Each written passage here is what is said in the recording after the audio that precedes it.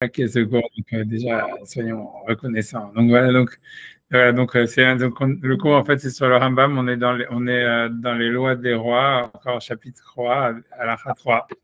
Et donc cette halakha en fait elle est un peu étrange, mais on va voir, ça veut dire c'est l'halakha qui comme quoi comment dire le roi, il n'a pas le droit d'avoir beaucoup de chevaux. C'est pas interdit d'avoir des chevaux pour le roi. Des Donc femmes, oui, mais des chevaux, non. non, les femmes non plus, mais les femmes, au moins, il y a marqué. Mais la distinction, l'idée, c'est que le passouk, il utilise, comme on va le voir peut-être, la même terminologie sur le fait qu'il ne doit pas avoir beaucoup de femmes, beaucoup de chevaux. Mais par contre, il y a une autre terminologie en ce qui concerne. Ça veut dire qu'il y a une autre terminologie en ce qui concerne l'interdit d'avoir de l'argent, ça qu'on va voir la prochaine fois, ça veut dire d'avoir beaucoup d'argent. Pour l'argent, il est marqué beaucoup plus, quoi. On va voir, on pourra regarder dans le passage, mais maintenant, c'est pas le sujet. Mais en tous les cas, c'est-à-dire que ce qui est sûr, c'est que en ce qui concerne les femmes et les chevaux, c'est l'interdit, il est écrit de la même manière. On va dire, il n'y a pas de distinction en réalité dans le passage, voilà, entre les deux. Mais la définition à la RIC justement de qu'est-ce que c'est avoir beaucoup de femmes et qu'est-ce que c'est avoir beaucoup de chevaux, par contre, c'est très différent. Et c'est une question en soi. Voilà, on peut commencer avec cette question.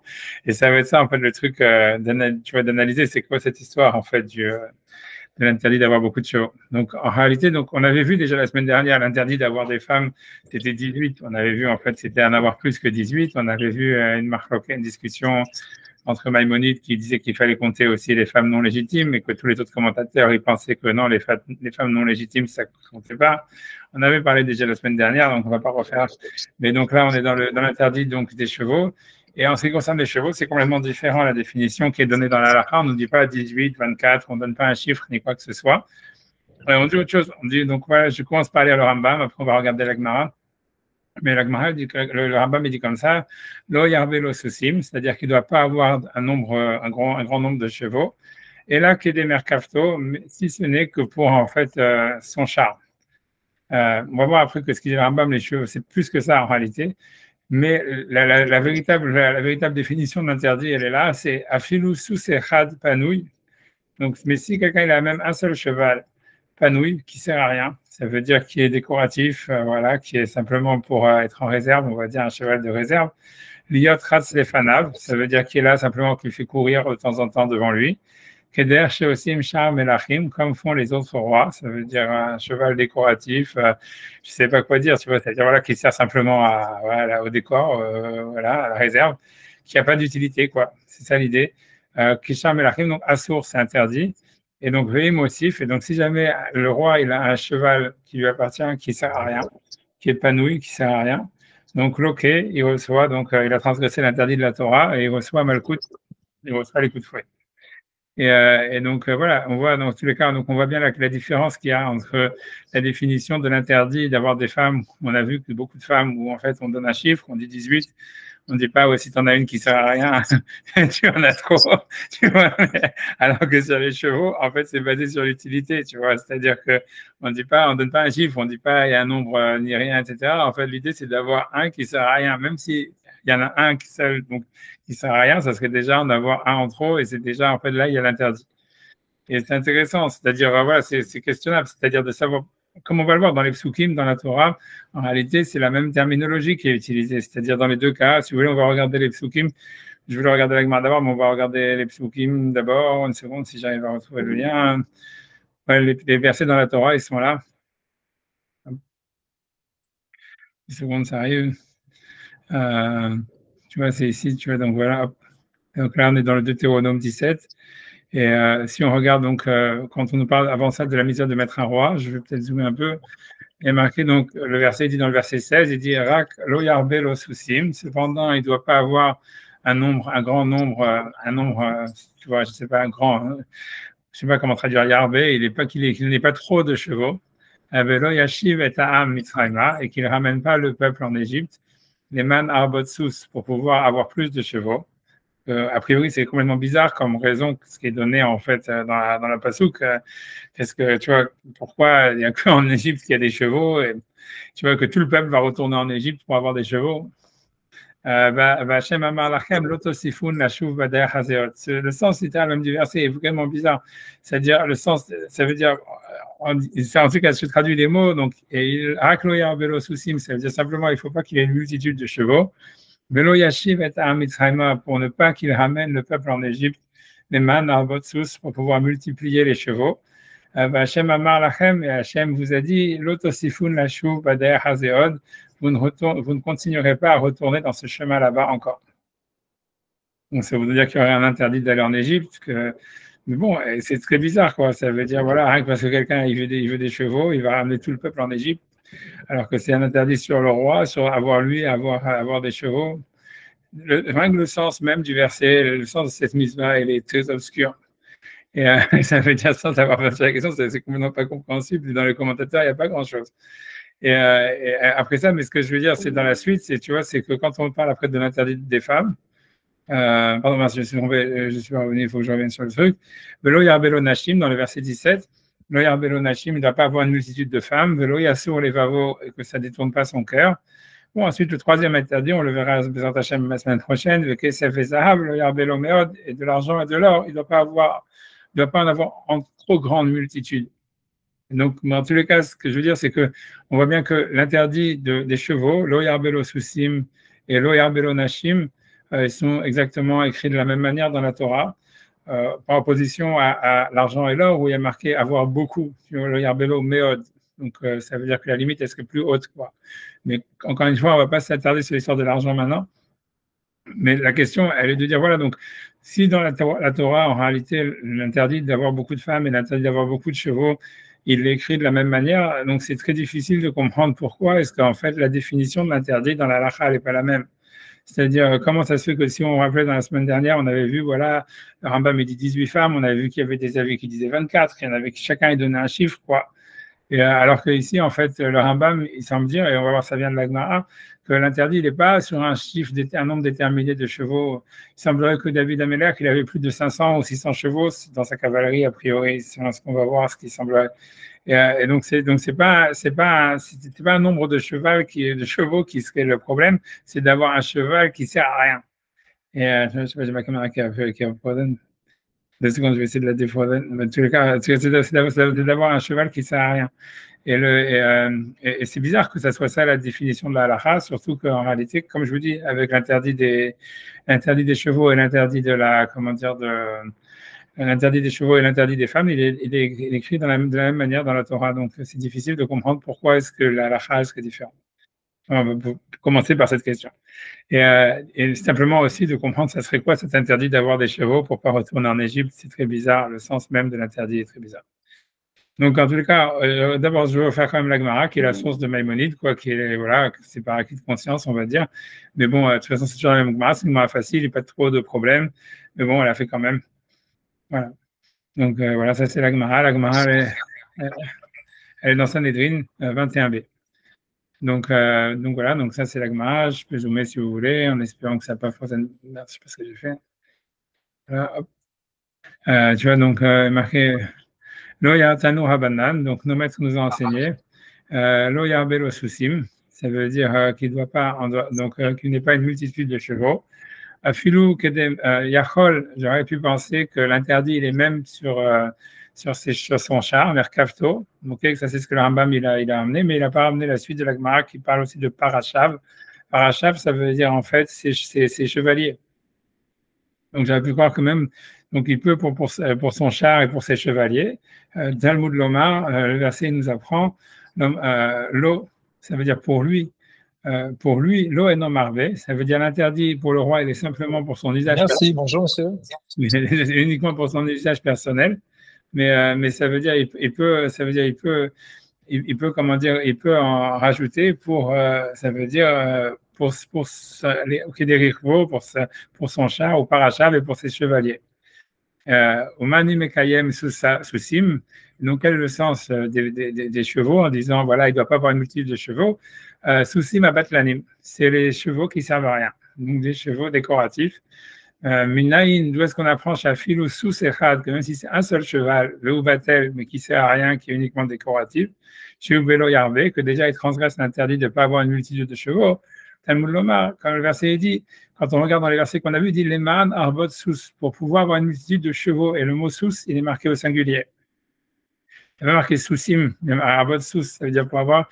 C'est vrai que sous, ça peut vouloir dire, évidemment, dans le sens littéral, ça veut dire les chevaux en général, tu vois, mais la dit du fait que le verset, il a dit sous au singulier, ça, on apprend qu'en fait, même un seul cheval, ça peut être considéré comme un interdit. Si jamais, et donc, c'est de là où est-ce que la semble faire cette déduction, de dire que l'interdit, il est d'avoir un cheval qui ne sert à rien. Mais tant que tu en as besoin, en réalité, il n'y a pas de problème. Comme je dis, avant ça, la disait que David Améler, il avait eu, j'espère que je vais réussir dans le je vais essayer de retrouver la mais c'est à mon avis avant, où la elle semble dire en fait que David Améler, il avait au moins 400 soldats. Je vais essayer de retrouver 2 secondes. 400 chevaux au moins, tu vois, puisque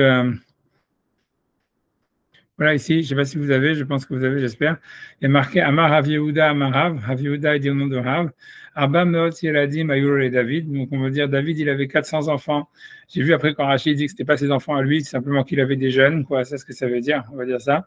Le Kulam Bene Yefatoa. Et tous, c'était des filles de Yefatoa. Donc, Yefatoa, des femmes qui étaient violées pendant les champs de bataille. Omegadle Bolériot, et qu'ils avaient donc des, comment dire, des Béloriotes, ça veut dire qu'ils avaient des trucs comme des. Ils étaient habillés comme des goy, quoi, c'est ce que ça veut dire. Ils avaient des cheveux longs, quoi, à l'arrière. Vayukulam Yashvin Bikronot Shel Zahav, et ils étaient tous assis dans des chariots en or. Au Malchin de Raisha Gaïsot, ils allaient à l'avant de l'armée, à l'avant des troupes. Vehem Hayou Baale Grofin Shel Bet David. Et c'était cela, la force de frappe. Baale et Grof, c'est avoir la force coup de poing, quoi, le commando coup de poing, commando troupe d'élite, j'en sais rien, de la maison de David. Mais quoi qu'il en soit, tu vois, ça veut dire, quand on nous parle de chariots en or, j'ai pas l'impression que les chariots en or, ils étaient tirés par quoi? Ils étaient pas tirés par des êtres humains. Tu vois, il n'y a aucune, ça fait pas peur, quoi, d'avoir. Donc moi, je sais pas, j'intuitionne que bien que l'agma a dit pas explicitement que les chariots en or, ils étaient tirés par des chevaux, quoi. J'en sais rien, je les vois mal tirés par des mules ou un truc comme ça. Je sais pas, tu vois. Mais donc, ce que je veux dire par là, c'est que, tu vois, c'est pas une preuve irréfutable parce qu'elle nous parle que de chariots en or. Elle dit pas qui tirait les chariots. Mais à mon avis, on peut quand même, je pense, ça veut dire, comment dire, supputer d'une manière, je veux dire, probable que c'était tiré par des chevaux, quoi. Et donc, voilà. Mais ce que je veux dire, tu vois, c'est que voilà, donc déjà ça, quoi, ça veut dire au moins là, David, il avait au moins 400 chevaux. Tu vois, ça veut dire qu'il n'y a pas une limitation. Tu vois, c'est un peu comme le Rambam dit, etc. C'est étonnant que le Rambam, il n'a pas parlé des chevaliers. C'est-à-dire que la Gemara parle carrément des cavaliers. Elle a dit Rirbo Parachav, ça veut dire son char et ses chevaliers. Le Rambam, dans la halachot, il a ramené que le char, tu vois, mais on a l'impression que voilà, que si jamais, mais c'est ce qu'il y a là, c'est-à-dire que si quelqu'un il a des troupes, il a des soldats ou peu importe, mais ça veut dire qu'il a une cavalerie, il n'y avait pas d'interdit d'avoir une cavalerie pour un roi, etc., même conséquente. Donc c'est pas un nombre qui est un problème, c'est d'avoir des chevaux en fait qui servent à rien. Et voilà, et la question est de savoir, c'est que si c'est ça l'interdit, en fait, tu vois quel rapport avec le fait de rentrer en Égypte? Ça veut dire, si jamais quelqu'un, si l'interdit est que le type il va avoir trop de chevaux, peu importe, c'est que pour une raison ou pour une autre, déjà c'est hyper bizarre, il va à cause de ça, il va vouloir retourner en Égypte, ramener tout le peuple en Égypte ou je sais pas quoi. Alors tu vois, alors ça veut dire a priori on devrait interdire d'avoir une cavalerie en général ou d'avoir une cavalerie trop conséquente ou quelque chose comme ça. C'est-à-dire donc, pourquoi en fait? Ça veut dire, même dans le sens littéral même, ça veut dire dans la causalité qui est qu'il faut ne pas rentrer en Égypte. Pourquoi ça voudrait simplement avoir des chevaux qui servent à rien? C'est-à-dire, ça devrait s'appliquer sur des chevaux qui servent, etc. C'est pas, je sais pas, en fait, je sais pas. À part ça, ça veut dire, je sais pas. Ça une remarque, je sais pas. C'est pas vraiment lié avec l'idée principale que je voulais dire dans le chiot, mais je le dis quand même, c'est que si on regarde, ça veut dire lors de la conquête d'Israël, on voit que Hachem, il avait plus ou moins, ça veut dire, je sais pas, j'ai pas retrouvé vraiment, mais je pense que je l'ai ici, j'espère mais ça veut dire, Hachem, si tu veux, il avait empêché les Juifs d'avoir une cavalerie. Ça veut dire que c'était vu comme quelque chose de négatif. Je vais essayer c'est un point, je vais essayer, si je retrouve le truc, je le retrouve une seconde, je vais essayer de le retrouver, c'est jamais, une seconde. Tout peut arriver, si oui, oui. Ouais, en fait, je pense, ici, voilà, par exemple,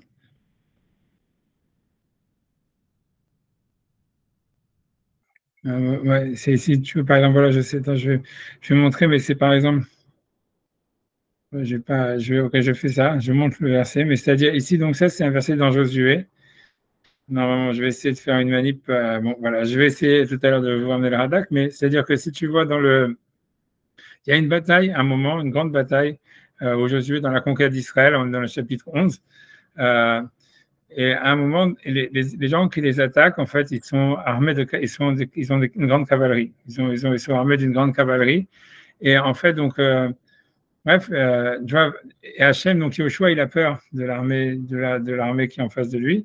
Et Hachem, il lui dit, en fait, dans cette, voilà, donc, il lui dit, Hachem a dit Yoshua, Hachem dit à Josué, Altira mepenehem, n'aie pas peur d'eux, qui mahar kaet azot, parce que demain, à ce même moment, Anochi noten et kulam chalalim lifnei Israël, je vais les donner comme des cadavres devant Israël, et tsusehem teaker.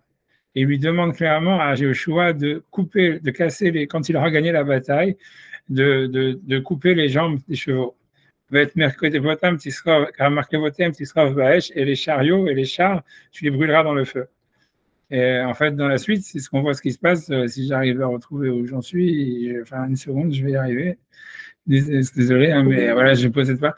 Et en tous les cas, donc, Vayavo Yoshua Vachalam Amilchama Imo, Aleem, voilà, donc il y a la bataille. Bref, donc ça veut dire Vayavo dans le passage 7, Vayavo Yoshua Vachalam Amilchama Imo Aleem, Alme Marom, Pitom.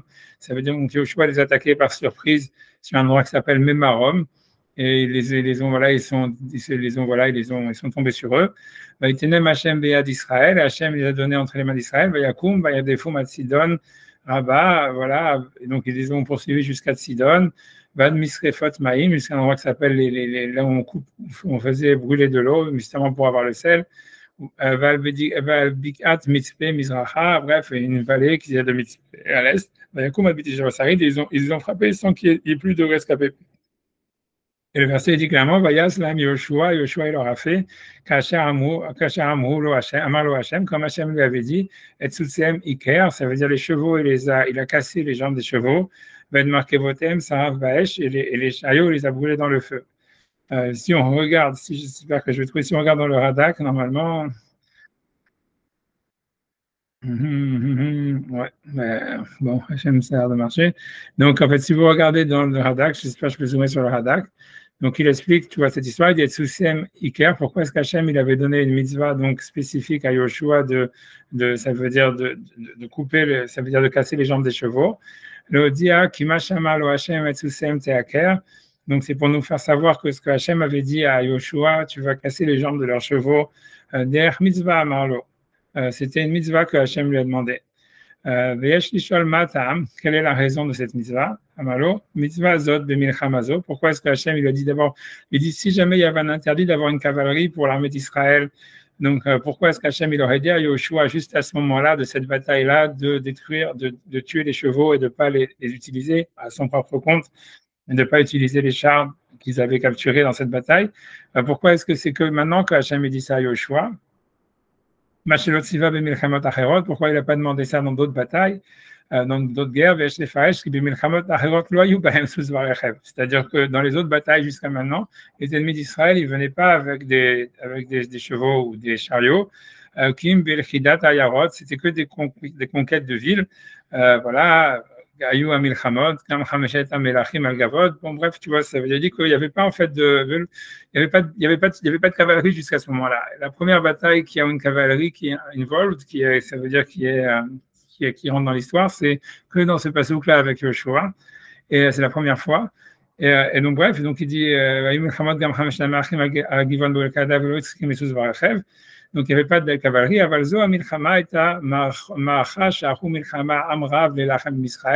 Donc ça c'est la première grande bataille rangée qu'il y a avec Israël, qui n'est pas simplement la conquête d'une ville. Et donc c'est pour ça que les ennemis, ou en tout cas ceux qui sont venus attaquer, ils avaient besoin de chevaux et de chariots. Même la robe, ils sont venus avec une grande multitude, comme le verset dit, et tu verras des chevaux et des chariots un peu beaucoup plus nombreux que toi. Bon, bref, et ça, tu verras pas ça dans d'autres batailles, on va dire. Mais si va Kadosh Baruch Hu le'aved asusim varechev, Kadosh Baruch Hu a demandé spécifiquement à Yoshua de détruire les chevaux et Ouais, couper les jarrets, merci. Ok, couper les jarrets des chevaux et de brûler les, comment dire, et voilà, et de brûler les, comment dire, les chariots à Goïm, Nilchamim Bahem, que les Goïm, ils faisaient la guerre avec, au Bitroub et Bam, parce que eux, ils avaient confiance dans leurs chars, Kirav, puisqu'ils en avaient beaucoup, Velo Yadou qui Shekarasus Litchua, et ils ne savaient pas que, en fait, le verset dit que c'est pas le cheval qui va sauver la bataille. Israël, Velo Rechabasus Nitzkum, et les Juifs, sans avoir de cavalerie ou de chars, ils les ont battus. Les Pilum Halalim, ils ont fait tomber, tu vois, ils les ont fait tomber comme des cadavres, qu'il Hashem a Teshua, que c'est Hashem qui a la défense. Les Fichach, c'est pour cela, l'Oratsa Akalidvar, Shiavozu Israël Asusim, c'est pour ça qu'Akadosh Baruch Hu, il a interdit au Bnei Israël donc de prendre les chevaux, la Merkavot et les chars, et des Shloif Techubahem, pour qu'ils n'aient pas confiance dans les chevaux et dans les chars qu'ils avaient. Gamhem et Verchevu Belibam, qui m'assoucime et Assom Milchamot, et qu'ils commencent à penser que c'est grâce aux chevaux et aux chars qu'ils vont gagner la guerre. Les Fichar, Siva Yoshua, la Ker Asusim, Belisrof à Merkavot, c'est pour ça que Hachem il a demandé à Yoshua, il a accompli cette mitzvah de couper les jarrets des chevaux, Belisrof à Merkavot, et de brûler les chariots. Mais l'autre Sima la mit à souci. Bon, bref, je me dis pourquoi il n'a pas demandé de tuer les chevaux. Bref, c'est toute une histoire. Bref, je n'ai pas rentré dans l'histoire, mais l'idée principale, c'est que ce qu'on voit, pour moi, la question, c'est un truc que je ne suis pas rentré dans le cours parce que je n'ai pas vraiment de réponse sur ça, mais c'est-à-dire que ce qui est intéressant, c'est qu'on voit dans la guerre, tant qu'il n'y avait pas de roi, par exemple, quand il y a la guerre de Yoshua, on voit qu'Hachem, clairement, il essaye de minimiser, tu vois, le rôle de la cavalerie dans l'armée parce que ça serait un manque de confiance envers Hachem. Alors qu'on voit que David, lui, il a une grande cavalerie, tu vois. Alors que tu vois que normalement, ça veut dire, c'est en soi bizarre, mais bon, je ne vais pas rentrer dans ce sujet, c'est très bizarre, puisque la Torah, elle dit au sujet du roi, lui, il ne doit pas avoir beaucoup de chevaux. Donc on s'attendrait que si déjà, à l'époque, il n'y avait pas de roi, Hachem, il dit à Yoshua de couper les jarrets des chevaux, de ne pas utiliser les chars, etc., pour pas que les gens perdent la confiance en Hachem. Et donc, tu t'attends à ce que s'il y a un roi, à plus forte raison que le roi ne doit pas avoir de cavalerie, d'une armée avec une cavalerie importante. Et hop, on nous raconte, tu vois, que Yoshua, que David, il avait, je sais pas, 400 soldats à cheval, a priori, sur des chariots, comme je dis, sur des chariots tirés par des mules, mais ça m'étonne tellement, ça veut dire, pour moi, ça serait vraiment très bizarre. Tu vois, mais ça veut dire qu'il y a 400 soldats qui sont tirés sur des chariots, et on n'a pas l'impression que, tu vois, et que David, il n'a pas transgressé l'interdit là-dedans, tu vois, puisqu'on dit que l'interdit, c'est d'avoir simplement des chevaux qui servent à rien. Mais c'est bizarre, quoi, tout simplement, ça veut dire, je sais pas, honnêtement, c'est une question, c'est-à-dire, qu'est-ce qui s'est passé? Mais ça revient au sujet, au cours qu'on avait parlé au début, à savoir est-ce que le roi est là pour faire la guerre, est-ce que le roi est là pour faire des miracles ou pour conquérir la terre, ou oui ou non pour faire de la maintenance, et le rapport qu'il y a avec les miracles, avec le roi, etc. Ça rentre dans cette histoire. C'était pas des chairs à canon, si on veut. C'est en premier rang. Ils recevaient toutes les flèches et après les autres, ils avançaient, quoi. Ouais, non, il est marqué qu'ils ne participent même pas à la bataille. C'est vrai qu'il y a marqué Oui, c'est ça.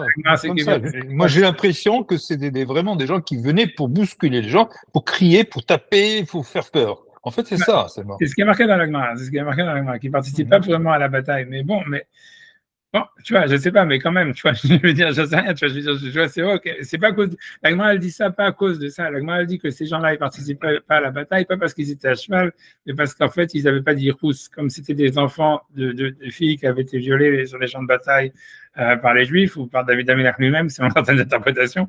En tous les cas, ça veut dire, en tous les cas, ça veut dire, donc, comme ils n'avaient pas d'Irous. C'est pour ça qu'il me semblait être de la chair à canon. Parce qu'il n'avait pas, effectivement, il n'avait pas le droit, il n'avait pas l'honneur de se battre. Oui, et il a porté, c'est ça. Oui, je sais, mais on ne dit pas que c'est OK, ça peut être une réponse. Peut-être que c'est pas la réponse. Ça veut dire que, OK, j'accepte notre réponse. Bien que, tout ça, elle aurait dû le dire, quoi. Ce que je veux dire, c'est que je comprends qu'on peut répondre comme ça. Elle n'a pas osé le dire. Chair à canon, chair à canon. Qu'est-ce qu'ils vont dire à l'ONU?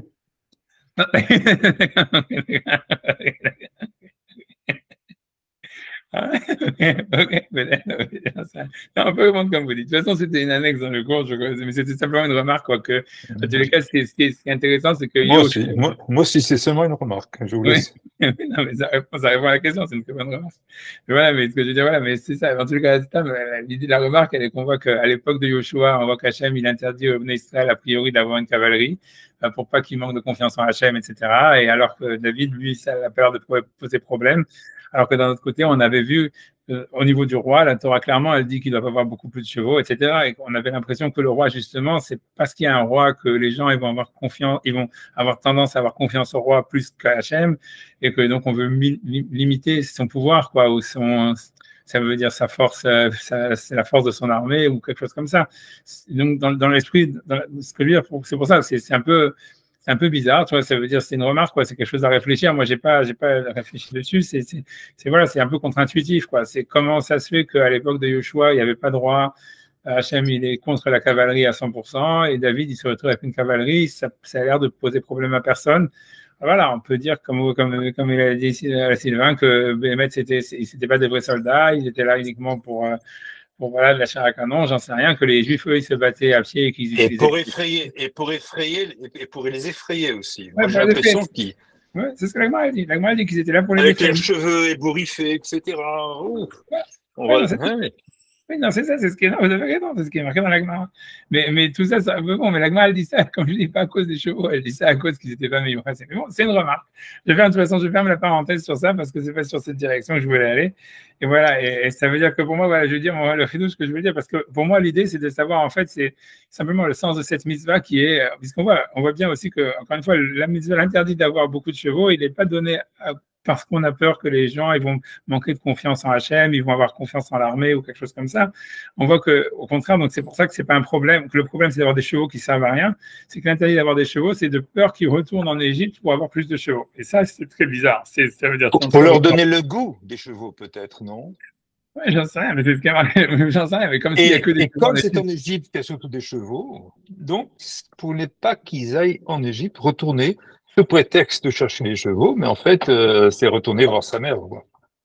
Ouais, je sais, mais c'est bizarre, voilà, mais c'est ce qu'il faut changer, voilà, c'est pour ça qu'en fait, tu vois, c'est bizarre. Et donc voilà, et moi, donc, tu vois, moi, ce que je voulais, je sais pas dans quel sens je vais aller, dans quel ordre je vais aller, mais si vous voulez, moi, je vais vous dire un chidouche, c'est-à-dire que pour moi, ce qui m'intéresse, tu vois, parce que pour moi, l'idée que le fait que l'interdit d'avoir des chevaux, c'est simplement des chevaux qui servent à rien, c'est qu'en fait, on voit bien en réalité que l'idée, c'est l'accumulation, en fait, d'objets, tu vois, c'est-à-dire, le cheval, en fait, j'ai pas dit que ça veut dire le cheval, ça a l'air d'être en fait, ça veut dire ok, c'est parce que c'est ce qui va les ramener en Égypte. Le problème, c'est savoir quel problème, tu vois, pourquoi c'est tellement mauvais de rentrer en Égypte, pourquoi tout le monde va rentrer en Égypte pour avoir des chevaux, et pourquoi c'est uniquement sur des chevaux qui servent à rien. Et en réalité, bon, parce que je peux pas dire ça vraiment. C'est l'excuse. Les chevaux, c'est l'excuse pour rentrer en Égypte, non? Je sais pas, je pense qu'il y a plus que ça. Parce que tu vois, c'est la personne qui m'a dit, je vais dire un truc plus que ça. Mais je voulais dire une chose que moi, je vais partir par une constatation. Tu vois, c'est une constatation qu'à mon avis, c'est tout à fait vrai. Donc, je vais regarder après dans les psukim, etc. Mais c'est que, en fait, quand on parle, tu vois, des Juifs qui vont en Égypte, ça veut dire à l'époque de Yosef et de Yaakov, etc. En réalité, ce qui est très intéressant de remarquer, à mon avis, c'est que le rapport à la propriété chez les Égyptiens et chez les Juifs, il est très, très différent. Et c'est-à-dire, c'est que, il y a plein de preuves sur ça, mais d'une manière générale, c'est quelque chose qu'on constate. Mais je vais amener des preuves, je vais amener des sources. Ce que tu regardes en réalité, c'est que les Juifs, en fait, ils ont une mentalité hyper petit bourgeois, on va dire, et hyper, en fait, attachés à leurs biens, tu vois. On va voir plein de fois, tu vois, qu'il y a plein de soukim qui vont dans ce sens-là, tu vois. C'est-à-dire que quand Yosef, il dit à Yaakov de venir en Égypte, il lui dit viens parce que sinon tu vas t'appauvrir, tu vas perdre de l'argent, et à chaque fois, il lui parle de son argent. Même quand tu regardes, moi, à mon avis, c'est ça le sens. Moi, j'avais jamais compris, mais moi, je suis pratiquement maintenant sûr que c'est ça l'idée de Yosef qui leur remet l'argent dans les sacs et tout ça. C'est parce qu'en fait, si tu vois, à mon avis, l'idée des Juifs qui sont attachés à l'argent, etc., et à la propriété, en fait, elle est très nette, tu vois, ça veut dire, dans tout le passage, et même quand tu regardes, quand ils vont avec leurs ânes, justement, on voit à chaque fois, on nous parle des ânes. De côté. Ils sont venus nous prendre comme esclaves avec nos ânes et tout ça. Et on voit qu'à chaque fois, tu vois, c'est comme si les personnes, elles sont mises au même niveau que leurs ânes, pratiquement. Et en fait, il y a un rapport, tu vois, on voit bien que si tu veux, les Juifs, les enfants de Yaakov, les Hébreux et tout ça, ils ont un rapport à la propriété qui est très, comment dire, voilà, ils sont très attachés à leurs biens, à ce qu'ils ont. Et on a l'impression aussi, tu vois, le côté petit bourgeois dans le sens où, comme aujourd'hui les Juifs, c'est-à-dire, voilà, ça veut dire comme on est sûr de rien, ce qu'on a, notre troupeau, notre argent, nos biens, c'est ce qui nous donne une certaine sécurité, une certaine impression de sécurité puisqu'on est nomade et on ne sait pas où est-ce qu'on va être demain. Et ça se ressent beaucoup dans le texte, tu vois, de Bereshit, de tout ça, du côté des Juifs. Et par contre, quand on regarde, tu vois, les Égyptiens, on voit qu'ils n'ont pas du tout ce rapport à la propriété. La preuve, si tu vois, c'est la preuve la plus simple, si tu veux, c'est que quand Yosef il dit aux Égyptiens, vous allez donner 20% de ce que vous avez à Pharaon et tout ça, ils sont d'accord. Et même par la suite, quand à la fin la famine elle arrive, et ils disent ok, on va tout donner à Pharaon et on va simplement vous donner à manger et de quoi semer votre truc. Les Égyptiens, c'est super choquant quand on lit le texte, ils disent pas, ils sont pas en train de se révolter en disant on va lui casser la gueule, on va prendre tout le blé qu'il y a dans les trucs. Ils disent non, tu nous as fait vivre avec tes paroles. Et nous, on est content, tu nous donnes la vie et tout ça. Donc on voit que les Égyptiens, en réalité, ils sont pas, pour eux, c'est aucune différence. Le terrain, il appartient à Pharaon, il leur appartient à eux. Ils s'en foutent complètement, ça fait pas de différence, tu vois. Ok, pour lui, pour moi, quelle différence, tu vois. La même chose, tu vois, même d'un autre côté, tu vois bien que Pharaon, quand il fait le rêve, il n'y avait pas de réserve. Tu vois, c'est Joseph qui lui dit non, il faut taxer, il faut faire des réserves et tout ça, etc. Mais ça veut dire, en fait, les Égyptiens, ils vivaient complètement, tu vois, ça veut dire, à mon avis, c'était lié au fait qu'ils avaient le Nil, qu'ils étaient confiants dans le Nil, etc., dans la profusion de tout. Donc, le rapport qu'ils ont, si tu veux, à la propriété, il est complètement différent du rapport que les Juifs, ils ont avec la propriété. Et tu vois, et que Yosef, en fait, tu vois, en disant, oui, on va ça veut dire, tu vois, ça veut dire, voilà, on va faire des réserves et tout ça, machin, blablabla. Pour Pharaon, c'est un truc, tu vois, waouh, bon, tu vois, et tout est comme ça. C'est-à-dire que quand on est les versets, ça se voit dans les versets, mais d'une manière générale, on le voit très clairement. Et c'est un peu normal. Et en réalité, ce qui est aussi intéressant de voir, ce qui est intéressant, c'est quand tu regardes aussi à mon avis, un truc aussi qui est choquant, c'est que quand tu vois la différence, par exemple, de Joseph, tu vois, quand il interprète le rêve de Pharaon, et Daniel, quand il interprète le rêve de Nabucodonosor, c'est que quand Daniel il interprète le rêve de Nabucodonosor, etc., Nabucodonosor, il pète complètement les plombs, tu vois, et il dit, ah ouais, Daniel, c'est un dieu, et il demande aux gens de se prosterner devant lui, et lui-même, il se prosterne devant lui, etc., il fait de Daniel un dieu vivant, tu vois. Alors que Pharaon, il fait jamais ça avec Yosef, tu vois, c'est-à-dire, il a ses limites. Ça veut dire, ouais, ok, il est intelligent, machin, blablabla, on va lui donner, etc. C'est intéressant c'est intéressant de voir ça. Il y a plein d'autres choses qui sont intéressantes qu'on voit dans la société égyptienne. Tu vois qu'à mon avis, ce qui est aussi un autre point qui, à mon avis, qui est lié justement au fait qu'il n'y avait pas de rapport tellement comme ça fondamental à la propriété, c'est la fluidité qu'il y a en fait, si tu veux, dans la société égyptienne, où en fait, tu vois Joseph, des types qui sortent de prison, esclave et tout ça, hop, il devient vice-roi. Donc on voit que si tu veux, c'est facile. Tu vois, les mecs qui sont pendus de premier ministre, qui se retrouvent pendus, tout ce que tu veux. Tu vois, c'est hyper fluide. Et même la suite dans l'histoire, c'est que ce qui est très difficile à comprendre, tu vois, dans l'Exode, c'est comment les Juifs, si la tribu des Juifs à la base, ils étaient une élite qui payait pas de taxes, tout ce que tu veux, qui habitait à Goshen, qui étaient les plus puissants. Comment ils se retrouvent esclaves, tu vois, 2 siècles plus tard, tu vois ce que je veux dire. Et on a l'impression, en fait, tu vois, qu'il n'y avait aucune sécurité. On te dit l'esclavage, il a commencé après la mort de Yosef. Ça veut dire, je sais pas, si tu imagines aujourd'hui, imagine, je sais pas, Sarkozy ou Macron, même des imbéciles comme ça, qui ont le pouvoir que 4-5 ans et un demi-pouvoir, ils ont mis tous leurs enfants et leurs petits-enfants à l'abri, c'est sûr, tu vois ce que je veux dire. Ça veut dire que, tu vois, et tu vois, je parle d'une démocratie et je parle d'un truc, tu vois, la France, où c'est, tu vois, sous-minule, tu vois, je veux dire, tu verras pas, tu vois, ça veut dire, alors que Yosef lui-même, tu vois, il meurt et ça veut dire il y a rien derrière, tu vois, ça veut dire il y a pas de, et ça veut dire et parce qu'on voit que c'était comme le rapport à mon avis à la propriété, il était justement comme ça abstrait, tu vois, on s'en fout, on ne sait pas qui est quoi ni rien. En fait, ça peut expliquer pourquoi il y a une telle fluidité en réalité sociale entre, tu vois, qui est en haut, qui est en bas, et que ça change constamment, et que rien n'est assuré pour, tu vois, pour la génération d'après, ni même pour la personne elle-même, etc. Et l'idée même, tu vois, d'avoir, comme je dis, l'idée même d'avoir des réserves, l'idée même de, si tu veux, tout ça, ça n'existait pas. Et pour moi, à mon avis, tu vois, ça veut dire, ce que je veux dire, moi, le créneau, je veux dire, je dis déjà mon idée, après, je vais regarder, je vais donner si tu veux, comment dire, des sources et tout ça sur ce que je dis, mais je dis d'abord l'idée générale, c'est que, à mon avis, c'était la raison pour laquelle, par exemple, tu vois, Pharaon, justement, il a ses rêves, pourquoi est-ce que il fait pas l'idolâtrie de Joseph et tout ça, etc. Et à mon avis, cette nostalgie que les Juifs, ils ont toujours eu de l'Égypte, quand ils disent à chaque fois on va retourner en Égypte, on va retourner en Égypte, c'était justement parce qu'en fait, il y avait une sorte ça veut dire ce fait de ne pas avoir un rapport à la propriété comme ça. Tu vois, un petit bourgeois, je suis sur mon bac, je suis sur mon tas de sable et c'est à moi, je mets un drapeau dessus et tout ça, personne ne me le prend et tout. Ça a donné en fait une liberté, et non seulement une liberté, mais une ouverture sur, en fait, sur le futur, tu vois, où on était prêt à accepter, tu vois, comme une sorte de, tu vois, de qu'est-ce qui, tu vois, d'avenir, quelque chose, tu vois, on était ouvert sur l'avenir tel qu'il se présente, tu vois, un truc comme ça. Parce qu'on n'est pas sur la défensive en position comme ça. De peur, de fragilité, en disant il faut que je me défende parce que si j'ai pas si je garde pas de l'argent dans mon compte en banque, qu'est-ce qui va m'arriver, etc. Un truc comme ça, tu vois. Comment dire, cette nostalgie, ça veut dire que c'était en fait ça ce que les Juifs en fait ils avaient comme nostalgie de l'Égypte. À mon avis, tu vois, moi je pense tout à fait que c'est vrai, c'est ce que je dis, je pense que c'est tout à fait vrai, que si à Moshe il a amené les Juifs dans le désert pendant 40 ans où ils devaient manger la manne et ils ne pouvaient pas faire de réserve, c'était pour ça, tu vois, c'était qu'en fait, c'est l'idée, c'était de dire la liberté de l'Égypte, vous allez l'avoir dans le désert.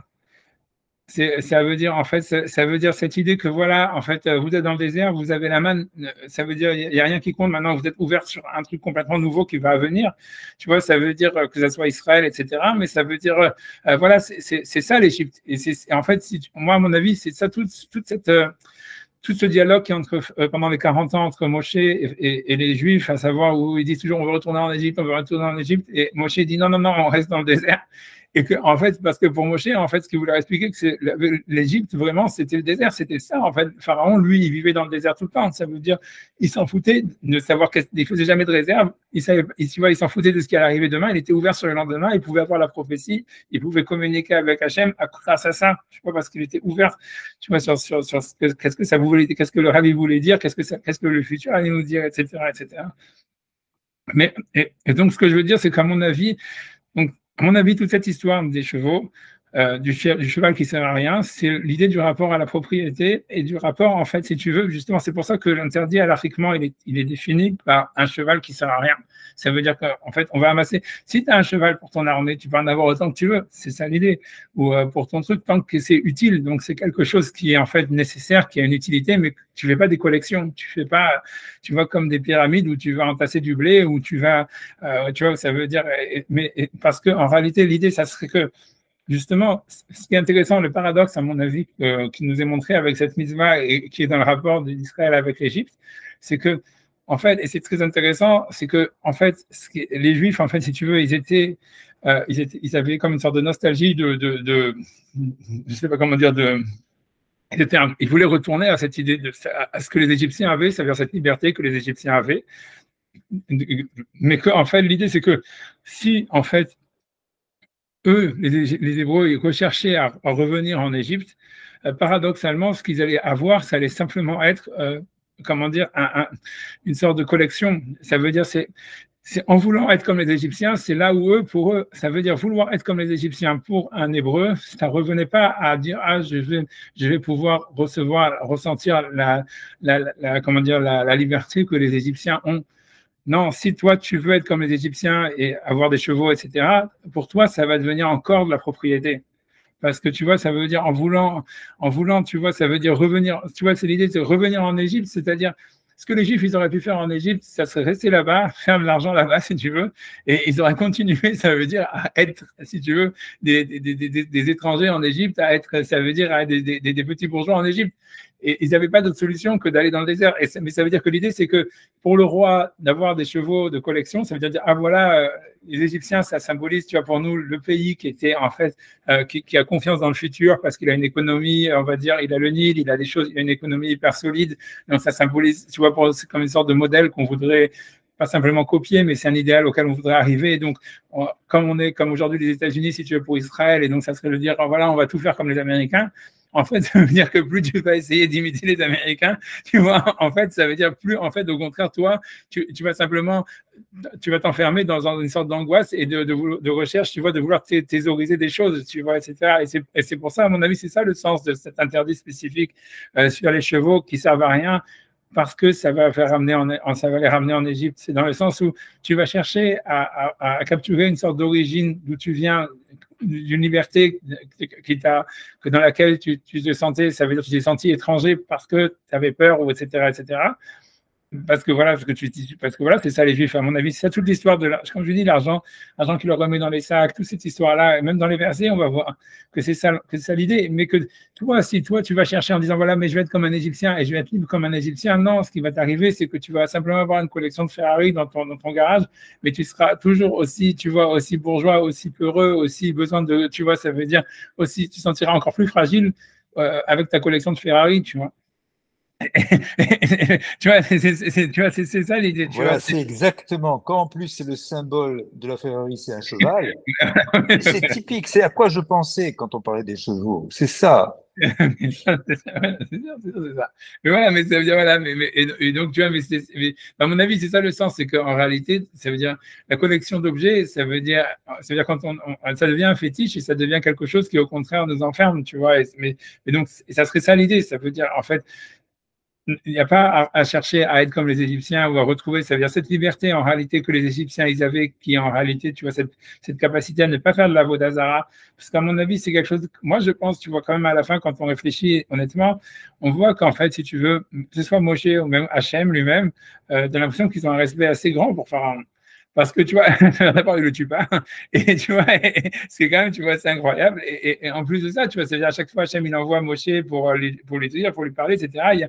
Il y a tout, ça veut dire, même le verset, tu vois, dans Béchalach, il dit, voyez, Béchalach, Paro et Aham, et c'est celui quand Pharaon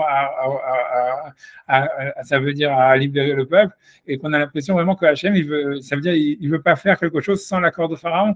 Donc, je pense qu'il y a une sorte dans la Torah, en fait, le fait que Pharaon, c'est lui qui libère les Juifs, etc., etc. Il y a une idée qu'en fait, et le fait qu'il fait pas de l'idolâtrie, qu'il a des rêves qui lui permettent de voir les choses, etc. Et que même que la Torah dit, n'est pas la haine des Égyptiens parce que tu as été étranger dans leur pays, c'est un verset dans la Torah, tu vois, aussi bizarre que ça soit. Mais donc ça veut dire que l'idée, elle est qu'il y a en fait une sorte de, à mon avis, il y a un respect de la Torah par rapport à Pharaon comme étant une sorte de modèle à suivre, ou de la société égyptienne comme étant un modèle à suivre, pour deux raisons. D'abord, parce qu'il y a justement cette liberté par rapport à la relation à la propriété.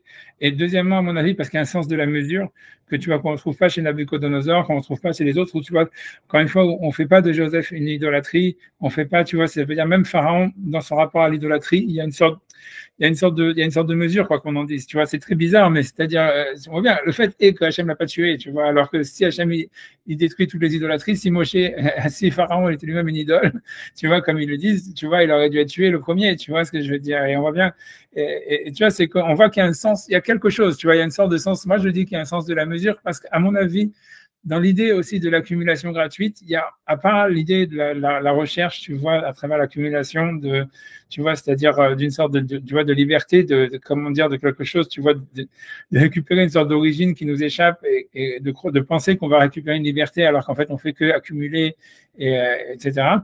Je pense qu'il y a aussi, à travers l'accumulation de choses qui sont, on va dire, inutiles, je pense qu'il y a beaucoup une recherche du sens de la mesure, paradoxalement. C'est parce qu'on se dit, oui, en fait, comme on a quelque chose qui ne nous sert à rien, donc en fait, on est un peu séparé des choses qu'on a besoin. Tu vois, comme si tu veux, ça nous donne l'impression que, tu vois, je sais pas, c'est comme si quand quelqu'un il a des musées, il a des œuvres d'art et tout ça, ça lui donne l'impression que, ouais, il n'est pas un animal, il n'est pas, si tu veux, comment dire, attaché, si tu veux, dépendant de ses besoins primaires. Le fait d'avoir des choses inutiles qui servent à rien, tu vois, comme l'art, on va dire, comme des musées ou des trucs comme ça, ou ce que tu veux, des Ferrari, ce que tu veux, ça donne comment dire, une sorte d'impression qu'on est en fait, on peut mesurer en fait la relation qu'on a à nos besoins primaires, puisqu'on peut s'en séparer, puisqu'on a quelque chose qui, en plus, tu vois, ça. Et ça veut dire le sens de l'accumulation, à mon avis, une des choses que les gens, tu vois qu'un roi, il pourrait chercher à travers l'accumulation, c'est à part cette idée, tu vois, donc de retrouver une sorte de liberté, en fait, où en fait, le type il s'identifie à celui qui a fait l'objet plutôt que tu vois, il pense qu'il va avoir, si tu veux, l'idée générale, c'est pour reprendre l'idée, si je creuse un peu l'idée, ça veut dire, c'est que l'idée générale, c'est que quand tu vas acheter je sais pas, tu vas acheter une montre ou un truc comme ça, ou une voiture, ou un truc qui a besoin, tu vois, qui a, comment dire, un chef-d'œuvre d'orfèvrerie ou je sais pas quoi, tu vois, d'artistique ou ce que tu veux, en fait, tu penses que, ou même quand tu vas acheter un tableau, on va dire, un tableau de truc bidule, tu penses qu'en achetant le tableau, en fait, toi-même, en fait, tu acquiers, en fait, le génie de l'artiste ou si tu veux, tu vois, la perfection de l'artisan qui a créé cet objet, tu comprends? Et c'est ça, si tu veux, c'est ça l'arnaque, si tu veux. Et, l'idée, c'est qu'en fait, tu vois que non, quoi. Ça veut dire, voilà, ok, je peux avoir tous les Rembrandt que je veux dans mon bureau. Je suis toujours pas Rembrandt, tu vois. Et je vais avoir tous les trucs, les montres suisses les plus compliquées. Et, tu vois, je suis toujours pas capable d'en faire une ou de même comprendre comment elles fonctionnent. Tu vois, mais que l'idée, tu vois, c'est voilà, mais qu'à mon avis, si tu veux, c'est ça le fait d'avoir des chevaux. Ça veut dire, c'est ça ce que avoir des chevaux pour le roi par rapport à l'Égypte, c'était ça, c'est se approprier en fait ça veut dire cette culture égyptienne, cette liberté égyptienne que les Juifs ils ont toujours en fait cherché à avoir, qui était symbolisée par disons, des choses les plus belles qu'il y a en Égypte, les plus extraordinaires, c'était justement ces chevaux, etc.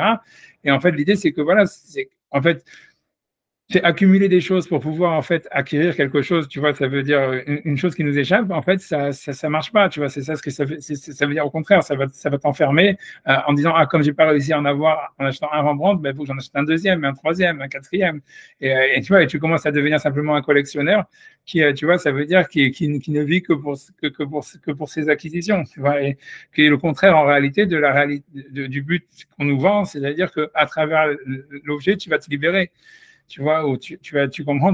Et l'idée, c'est justement que c'était ça ce qu'il fallait. C'est ça ce qu'on demande au roi. C'est interdit, en fait, à mon avis, pour les rois d'avoir des chevaux, etc. À mon avis, c'est lié avec l'Égypte. C'est pour ça que c'est.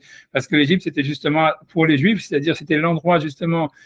L'Égypte, c'était le pays où le droit à la propriété, où il n'y avait pas une volonté d'accumuler des biens, il n'y avait pas tout ça, il n'y avait pas d'idée de réserve, il y avait pas d'idée de sentir une sorte de sécurité si tu veux, par la propriété et que en fait justement si tu veux les Hébreux ils auraient une tendance ils étaient impressionnés par ça puisqu'eux ils n'avaient pas ça comme on voit que les Juifs depuis le début avec Yaakov et Yosef et tout ça etc ils sont super attachés à leur bien c'est eux qui disent qu'il faut faire des réserves et tout ce que tu veux ils ont un sens de la propriété très aigu mais que ça les enferme en réalité parce que ça les comment dire ils sont esclaves de ça on va dire quelque part et en fait Moshe tout le travail de Moshe dans le désert avec la main c'est de les sortir de ça et que l'idée c'est que il y a toujours une tendance tu vois de dire ah non on veut retourner comme on a vu cette liberté on les a vus en fait d'abord chez les Égyptiens c'est là où est-ce qu'on l'a expérimenté donc on veut être comme on voudrait être comme on voudrait donc on va vouloir collectionner en fait ce qui vient d'Égypte tu vois en pensant qu'en faisant ça on va revenir on va acquérir leur liberté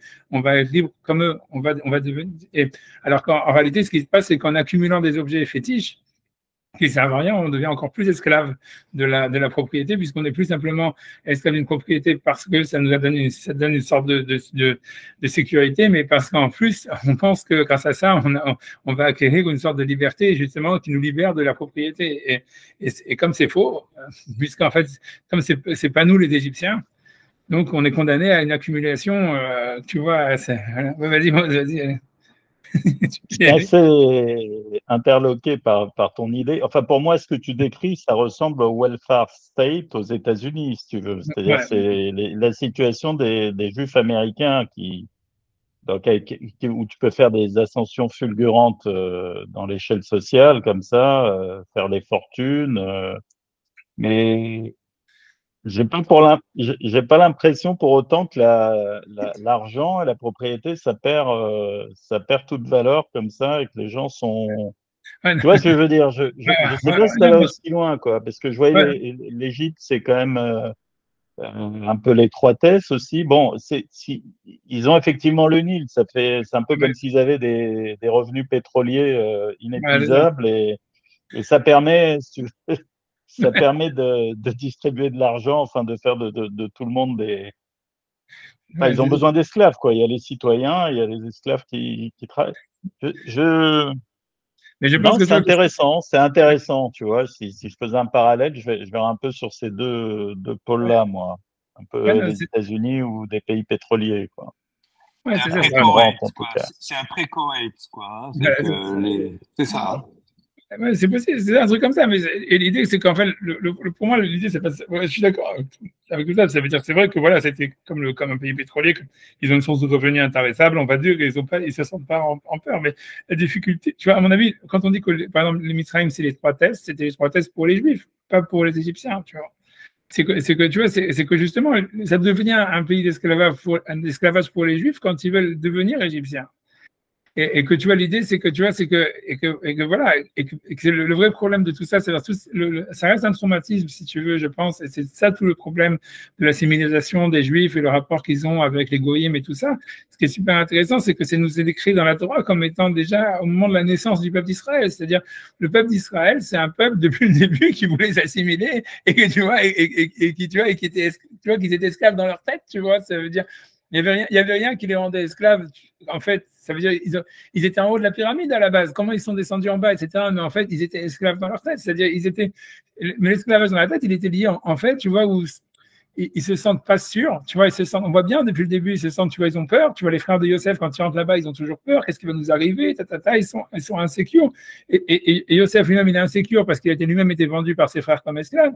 Donc, ça veut dire, tu vois, c'est la grosse différence, tu vois, qu'il y a entre. Vas-y. Une mentalité, si tu veux, c'est une mentalité parce que quand tu viens de la terre de Canaan, qui par définition, si tu veux, pour pouvoir cultiver, il faut pouvoir prier pour que ça dépende de la pluie uniquement. J'avais entendu ça là, dans un cours de Rav Bronstein. La différence, c'est qu'avec l'Égypte, c'est que pour pouvoir, ils ont besoin de la pluie et c'est un pays dans lequel on est obligé de prier pour pouvoir donc effectivement il y a une peur fondamentale comme ça à vivre dans ce pays quoi, alors que effectivement l'Égypte à côté de toute façon tu étais gagnant à tous les coups, ça tombe tout le temps quoi, donc c'est le jackpot permanent. Donc c'est certain, ça forge des mentalités différentes quoi, ça forge des mentalités différentes et c'est sûr qu'on a envie d'échapper à ça quoi, c'est un peu mais voilà, mais le truc, c'est pareil pour les Israéliens aujourd'hui, c'est la même chose. Si tu oui, veux. non, je suis d'accord, c'est tout à fait d'actualité, mais ça veut dire que ça montre, l'idée, c'est, à mon avis, le problème de tout ça, c'est que comme c'est pas nous, tu vois, c'est-à-dire, en fait, toi, si tu vas chercher à devenir comme l'autre, ça veut dire être comme l'Égyptien, avoir comme les chevaux comme les Égyptiens, avoir cette histoire-là, en fait, plus tu vas chercher à être comme l'autre, plus tu vas devenir esclave, tu vois, ça veut dire parce que, en fait, tu vas simplement à faire des collections, et en fait, tu te sentiras toujours, tu vois, ça sert à rien, c'est pas toi, et donc toi, tu penses que, ah voilà, je suis devenu égyptien parce que maintenant j'ai des chevaux égyptiens, ben non. Tu vois, ben là, je vais en acheter un deuxième, ouais, achète-en un deuxième, achète-en 100, achète-en 1000, tu vois, jusqu'à ce qu'à la fin tu retournes en Égypte et tu seras toujours un esclave. Autre chose, ouais, écoute, c'est vrai, mais c'est intéressant, mais un deuxième truc pour répondre à Sylvain, si tu veux, je ne sais pas si accumuler des chevaux comme ça, ou en Israël aujourd'hui, c'est ridicule d'accumuler des Ferrari, tu vois ce que je veux dire? Je ne sais pas si t'as l'air un peu. Le pays ne s'y prête pas, quoi. Je sais pas comment expliquer ça. C'est un peu bizarre, mais si tu vois des belles bagnoles en Israël, ça te fait rigoler parce que tu te dis le mec il a à peine appuyé sur le champignon, il est déjà à l'autre bout du pays. C'est ridicule, tu vois. C'est d'exhiber des trucs comme ça. Enfin, je sais pas. C'est un peu incongru, quoi, de collectionner des chevaux en Israël. Non, c'est pas des chevaux et des Ferrari. C'est seulement des lingots. C'est tout. Ça équivaut à des lingots. C'est une valeur marchande, le cheval, à l'époque. Je suppose, il faudra avoir la confirmation. Il y a du business aussi, c'était clairement. Mais c'est pas ça le point, tu vois bien, qu'on lui dit, a priori, si quelqu'un il fait ça pour faire du business, tu vois, puisqu'on a l'impression que l'interdit, c'est d'avoir des chevaux qui servent à rien. Tu vois, c'est une bonne question. Moi, je ne suis pas posé cette question dans la rage. Je n'ai pas vu dans les posts qui posent cette question. Parce que selon le Rambam, selon ce qu'on a vu dans la Gemara, c'est qu'on interdit pour un roi d'avoir des chevaux, c'est des chevaux qui servent à rien. Un lingot ne sert à rien, il dort. Oui, d'accord, mais imagine, tu fais ça pour le business. Imagine, tu vas à un élevage, tu vas acheter des chevaux 100, tu vas aller vendre 5000, et tu vois, et tu te fais comme ça plein de trucs. Ce qu'ils font les Égyptiens aujourd'hui avec les pur-sang égyptiens, c'est du business, c'est rien d'autre, tu vois. Et tu vois, et ça veut dire, et c'est une plus-value énorme, tu vois, c'est un super bon business, à mon avis. Tu vois, tu vois, je veux dire, voilà, quoi. Donc, est-ce que ça serait permis ou interdit pour un roi d'avoir des chevaux pour faire du business? C'est pas clair. C'est pas grave, parce que tu vois, le Rambam me dit que si ça sert à rien, mais si c'est pas sert à rien, c'est pour faire du business. Peut-être que non, parce que c'est permis, je sais pas. Non, c'est une question, c'est une bonne question d'Alaha, c'est une bonne question. il semble que Shlomo, il est transgressé l'interdit, non? Il n'a pas eu un surplus de chevaux, lui, ou il n'a pas fait du Oui, business avec les chevaux de l'Égypte, c'est pas qu'il justement, a fait. il Oui, s'est oui, c'est passé ça quelque l'histoire. chose avec ça. Oui, oui, bien sûr, c'est comme avec les femmes. Ça veut dire, lui, il a transgressé les trois. Il a eu trop d'argent, trop de femmes, trop de chevaux. Donc, c'est mal avec la fille d'Égypte, etc. Et si tu veux, il a été vraiment, lui, a priori, une des raisons pour laquelle ça veut dire l'idolâtrie, a priori, c'est pas venu de l'Égypte. Si on regarde dans les psukim, moi j'avais vu la semaine dernière, c'était plutôt des autres pays à droite à gauche, tu vois. Mais par contre, tu vois, je pense que la femme égyptienne, c'était celle que la mère de Shlomo, elle détestait le plus, tu vois. Tu vois, comment elle s'appelait, Bathsheba, elle détestait le plus parce que, tu vois, elle était lascive. Ça veut dire, la femme la femme égyptienne, la fille de Pharaon avec laquelle Pharaon s'est marié, sont les Midrashim, etc. C'était une femme surtout qui l'entraînait à rien foutre, tu vois. Ça veut dire à glander, à se kiffer, tu vois. Ça veut dire, elle lui a appris l'hédonisme. C'est pour ça, tu vois, que lui, même le jour de l'inauguration du Beth Amikdash, il s'est pas levé à l'heure et tout ça, parce que c'est le fameux Midrash qui dit que sa femme, elle avait fait peindre la nuit sur les plafonds, comme ça, il croit que c'est toujours la nuit, etc., et machin, et blablabla. Donc, ça veut dire que, tu vois, ça veut dire que la femme égyptienne, en fait, c'est pas l'idolâtrie, en réalité, le problème, voilà, c'est qu'elle est hédoniste, elle lui apprend, alors qu'a priori, Shlomo, il avait aussi une éducation assez spartiate, a priori, de son père et de sa mère. Il n'arrête pas de s'en plaindre à tour de livre, quoi. Tu vois, c'est du CDA. Il n'arrête pas, en fait, de se plaindre de sa mère. En réalité, quand tu regardes tout le livre, c'est ça. Tous ces bouquins, c'est ça. Et tu vois, ça veut dire, et que, en fait, la femme la fille de Pharaon, quoi, elle lui a appris la vie, quoi. Tu vois, on va dire. Et ça, et là, ça a été de pire en pire, quoi. On va dire. Ouais, comme quoi, mieux vaut pas. Je pense que je pense que la morale que si on peut tirer quelque chose de Shlomo, c'est que voilà, il faut pas éduquer ses enfants d'une manière trop lourde, quoi, parce qu'en fait, un jour ou l'autre, ils vont récupérer ce qu'ils n'ont pas fait quand ils étaient jeunes, quoi. Donc, donc mieux vaut qu'ils fassent des conneries quand ils sont jeunes que plus tard, hein. Je pense que c'est ça la morale de l'histoire.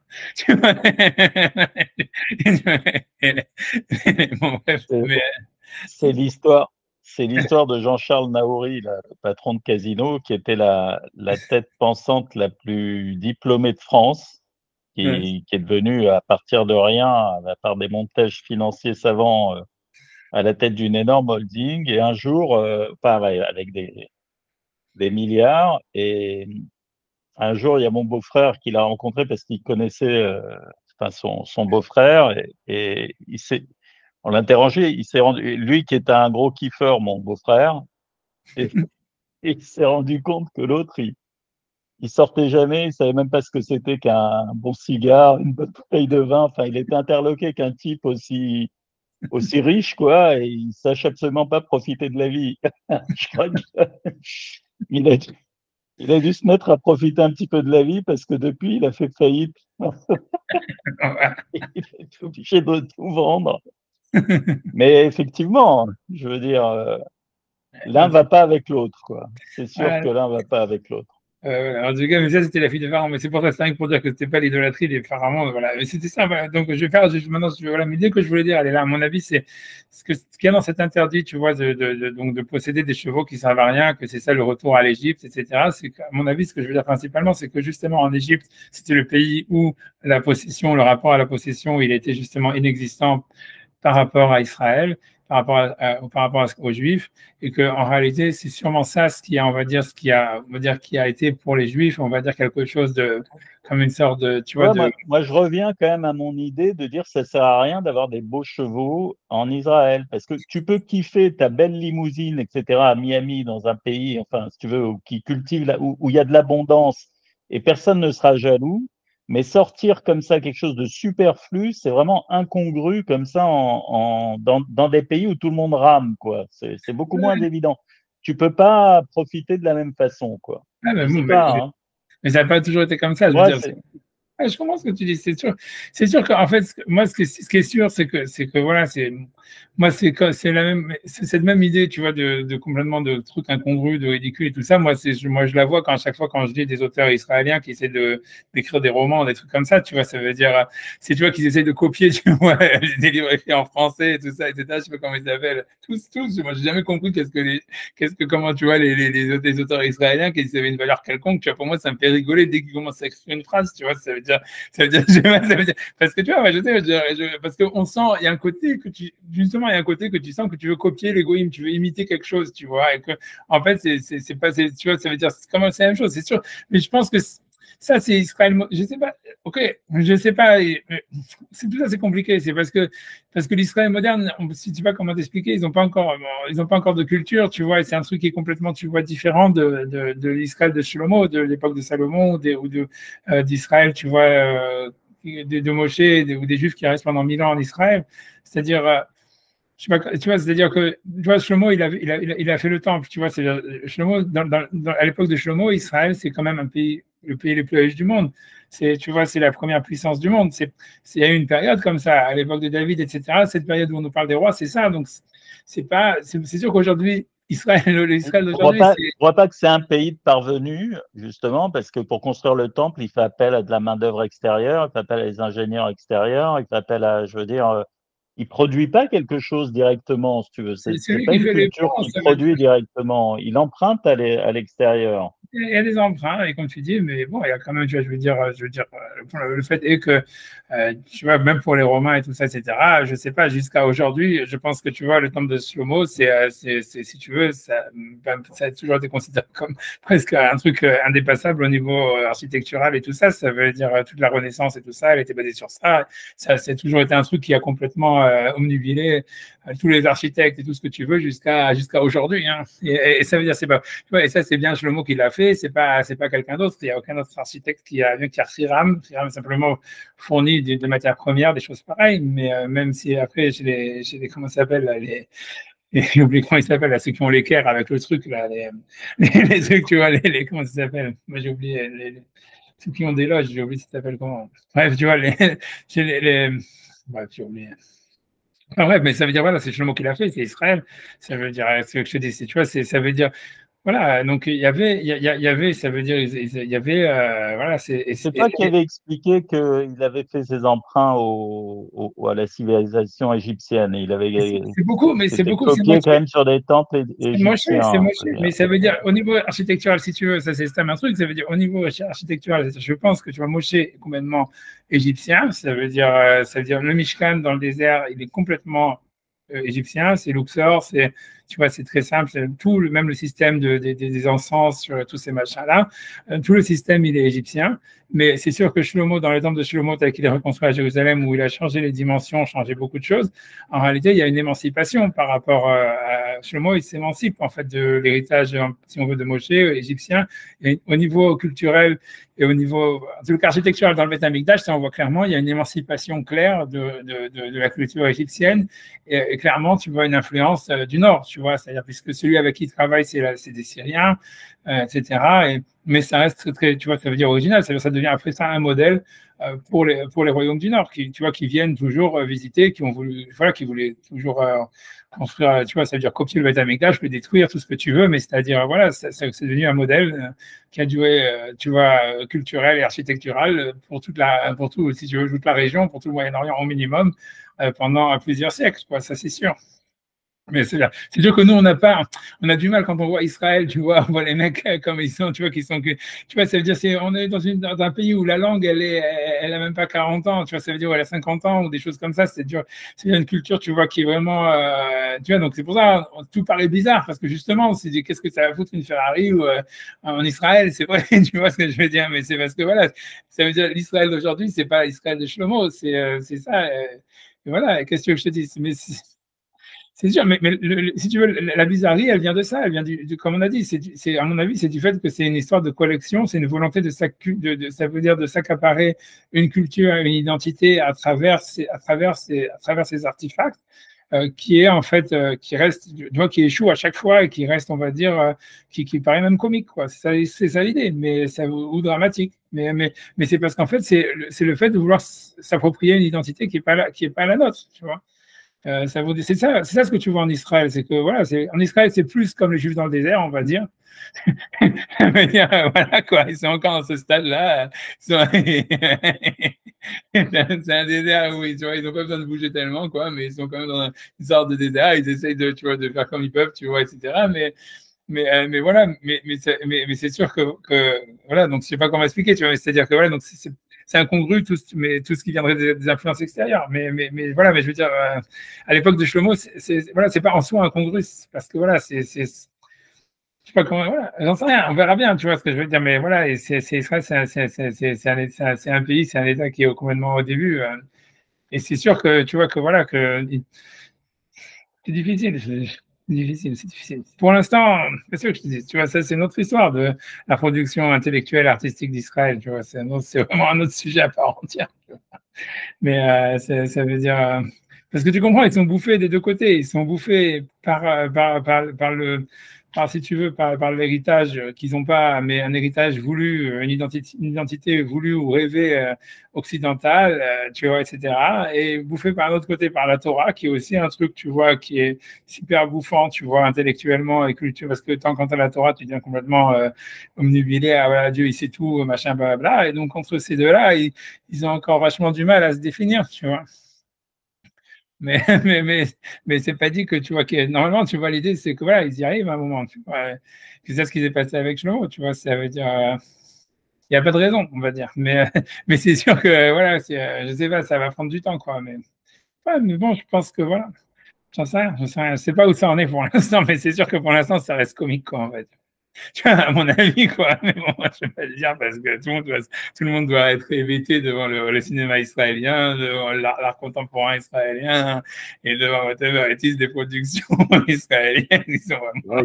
il y a quand même quelques écrivains qui s'en sortent, quoi. Okay, je veux dire, c'est des Européens qui ont été déplacés. Hein, ça ne te choquerait pas qu'un juif européen écrive un bon livre. Oui, non, je veux dire, il ne sait jamais qu'il est né ailleurs, mais. Non, mais c'est sûr que non, ce que je veux dire, c'est qu'à mon avis, tu vois, mais c'est personnel, mais tu vois, moi, je pense que la langue israélienne, elle se prête pas du tout, en fait, à la manière d'écrire occidentale. Et je comprends, l'hébreu, tu vois, c'est une langue simple, tu vois, c'est vraiment, tu vois, c'est sujet, verbe, complément, c'est truc bidule. Dès que tu commences tu vois, c'est une forme littéraire, hein, la simplicité. Ouais, non, c'est ça, mais c'est-à-dire que tu vois, je sais pas, c'est très compliqué.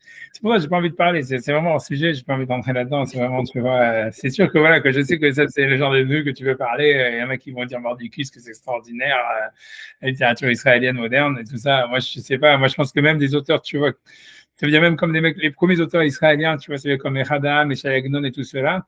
Moi, je pense que eux, tu vois, quand ils regarderaient ce qui s'écrit maintenant aujourd'hui en Israël, ça aussi, ça les tuerait de rire, tu vois. Parce que eux, tu comprends, eux, ils essayaient, tu vois, ça veut dire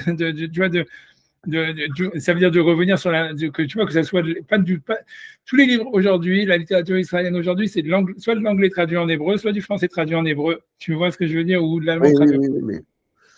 Oui, mais en fait, je ne pense pas que Proust pense la même chose des Français aujourd'hui.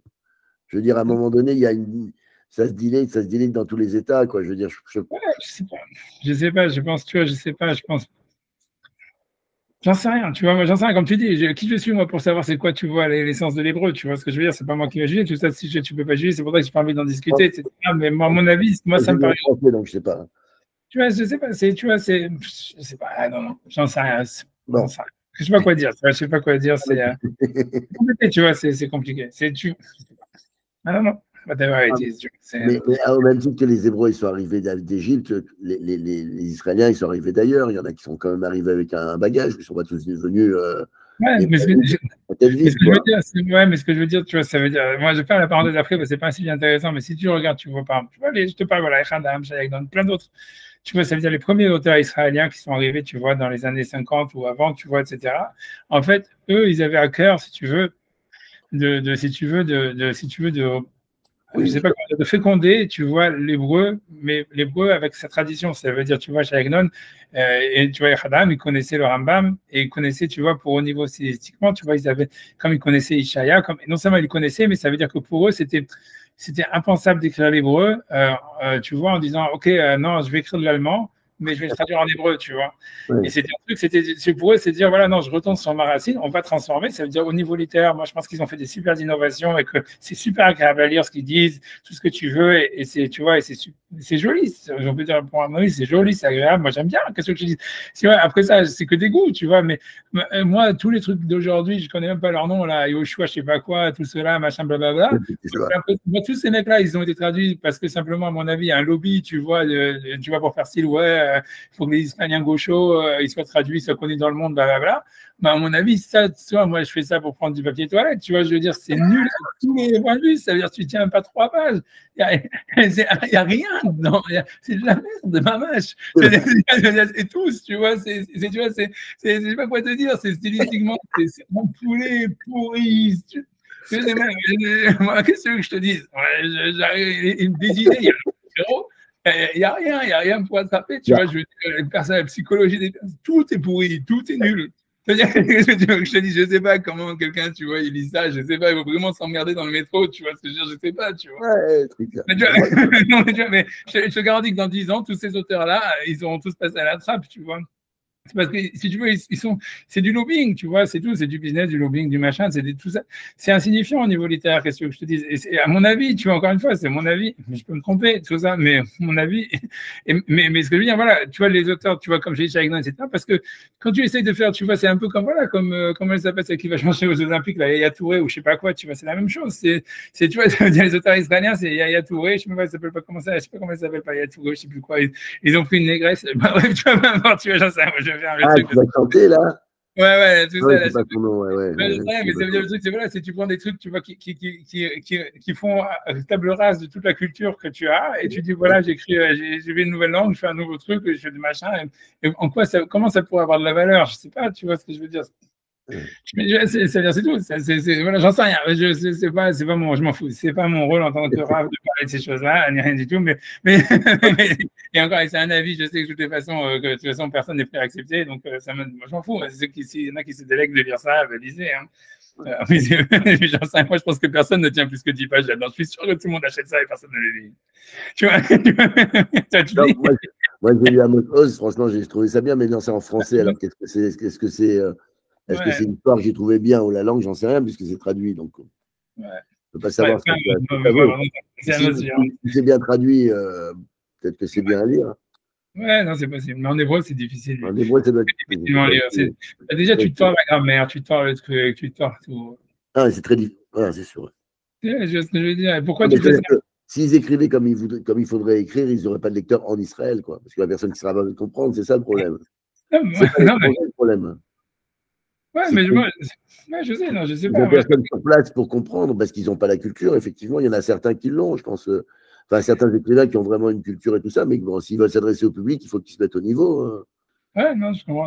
Ouais, franchement, c'est pas le sujet, mais ce que je veux dire, voilà, c'est que c'est pas comparable à Israël de Shlomo, à l'Israël d'aujourd'hui, et tu vois, mais ce que je veux dire, voilà, mais qu'à mon avis, dans l'interdit d'avoir des chevaux qui ne servent à rien, surtout, à mon avis, il y a ce rapport à la propriété qui est en jeu et qui est comme une sorte de liberté qui ouvrirait sur le futur, versus, tu vois, en fait, que chez les Égyptiens, c'était ça, le fait que la propriété, elle était, on va dire, par rapport à la propriété, il était inexistant. Et c'est ce que les Juifs, ils ont apporté en Égypte. C'est le rapport, tu vois, justement, à la propriété. Et que d'un autre côté, et que pour les Juifs, c'était quelque chose, en fait, ils étaient omnubilés par ça. Ça veut dire en disant, ah, mais comment est-ce qu'on peut avoir une telle liberté par rapport à ça? Et qu'en fait, pour eux, c'est ça ce qu'ils cherchaient, en fait, à chaque fois retourner en Égypte. Et comme je dis, c'est ça, à mon avis, ce que Moshe, il leur a donné aux Juifs dans le désert, avec la manne, en leur disant, non, l'Égypte, pour vous, c'est justement, oui, de vous libérer de tout ça. Du rapport à la propriété, vous ne pouvez plus faire des réserves, vous êtes dans le désert, etc. Tu vois, Hachem, il vous aide ce que vous voulez, mais retourner en arrière, pour vous, ça ne va pas être une libération, ça va pas être quelque chose qui va vous donner la liberté que les Égyptiens ont vécu. Au contraire, ça va vous enfermer et vous devez à chaque fois. Et c'est pour ça que tu vois, c'est une sorte tu vois, c'est pour ça que c'est paradoxal. Ça explique aussi pourquoi c'est tellement difficile pour les Juifs de quitter l'Égypte et à chaque fois qu'ils veulent revenir. C'est parce que, en réalité, c'est pas que, comme on explique, tu vois, on dirait l'Égypte, c'était un pays, ils aimaient l'argent qu'il y avait en Égypte, etc., alors qu'ils étaient esclaves et tout ce qu'on veut. Mais, à mon avis, ce qu'ils aimaient dans l'Égypte, et ce qu'ils ont, c'est la raison pour laquelle Hachem, il n'a pas tué Pharaon et pourquoi, en fait, dans la Torah, si on lit objectivement, on voit qu'il y a un grand respect pour Pharaon et la culture égyptienne, c'est parce qu'il y avait dans l'Égypte une liberté, tu vois, une liberté et qui permettait la prophétie, si tu veux, parce qu'il y avait justement, et cette liberté, elle venait du fait, elle est décrite en réalité, si on regarde objectivement, elle est décrite comme un rapport, ça veut dire un rapport très distant ou presque inexistant à la propriété, et c'est cette liberté en fait que les Juifs, celui qui n'a pas cette liberté, en fait, il se sent esclave. Et donc, en fait, les Juifs, ils étaient, comment dire, c'était cette liberté spirituelle, en fait, qu'ils cherchaient à travers l'Égypte et qui leur demande à chaque fois de dire, c'est pour ça qu'ils veulent toujours retourner en Égypte, en disant, voilà, on va être libre si on retourne en Égypte. Et c'est ça l'idée, en fait, de dire, on va être libre si on a des chevaux comme les Égyptiens, ou même si on a des chevaux qui ne nous servent à rien, parce que ça veut dire, en fait, si tu veux, on se libère en fait de la propriété en ayant beaucoup ou en ayant quelque chose qui sert à rien ou quelque chose en ayant une sorte de distance.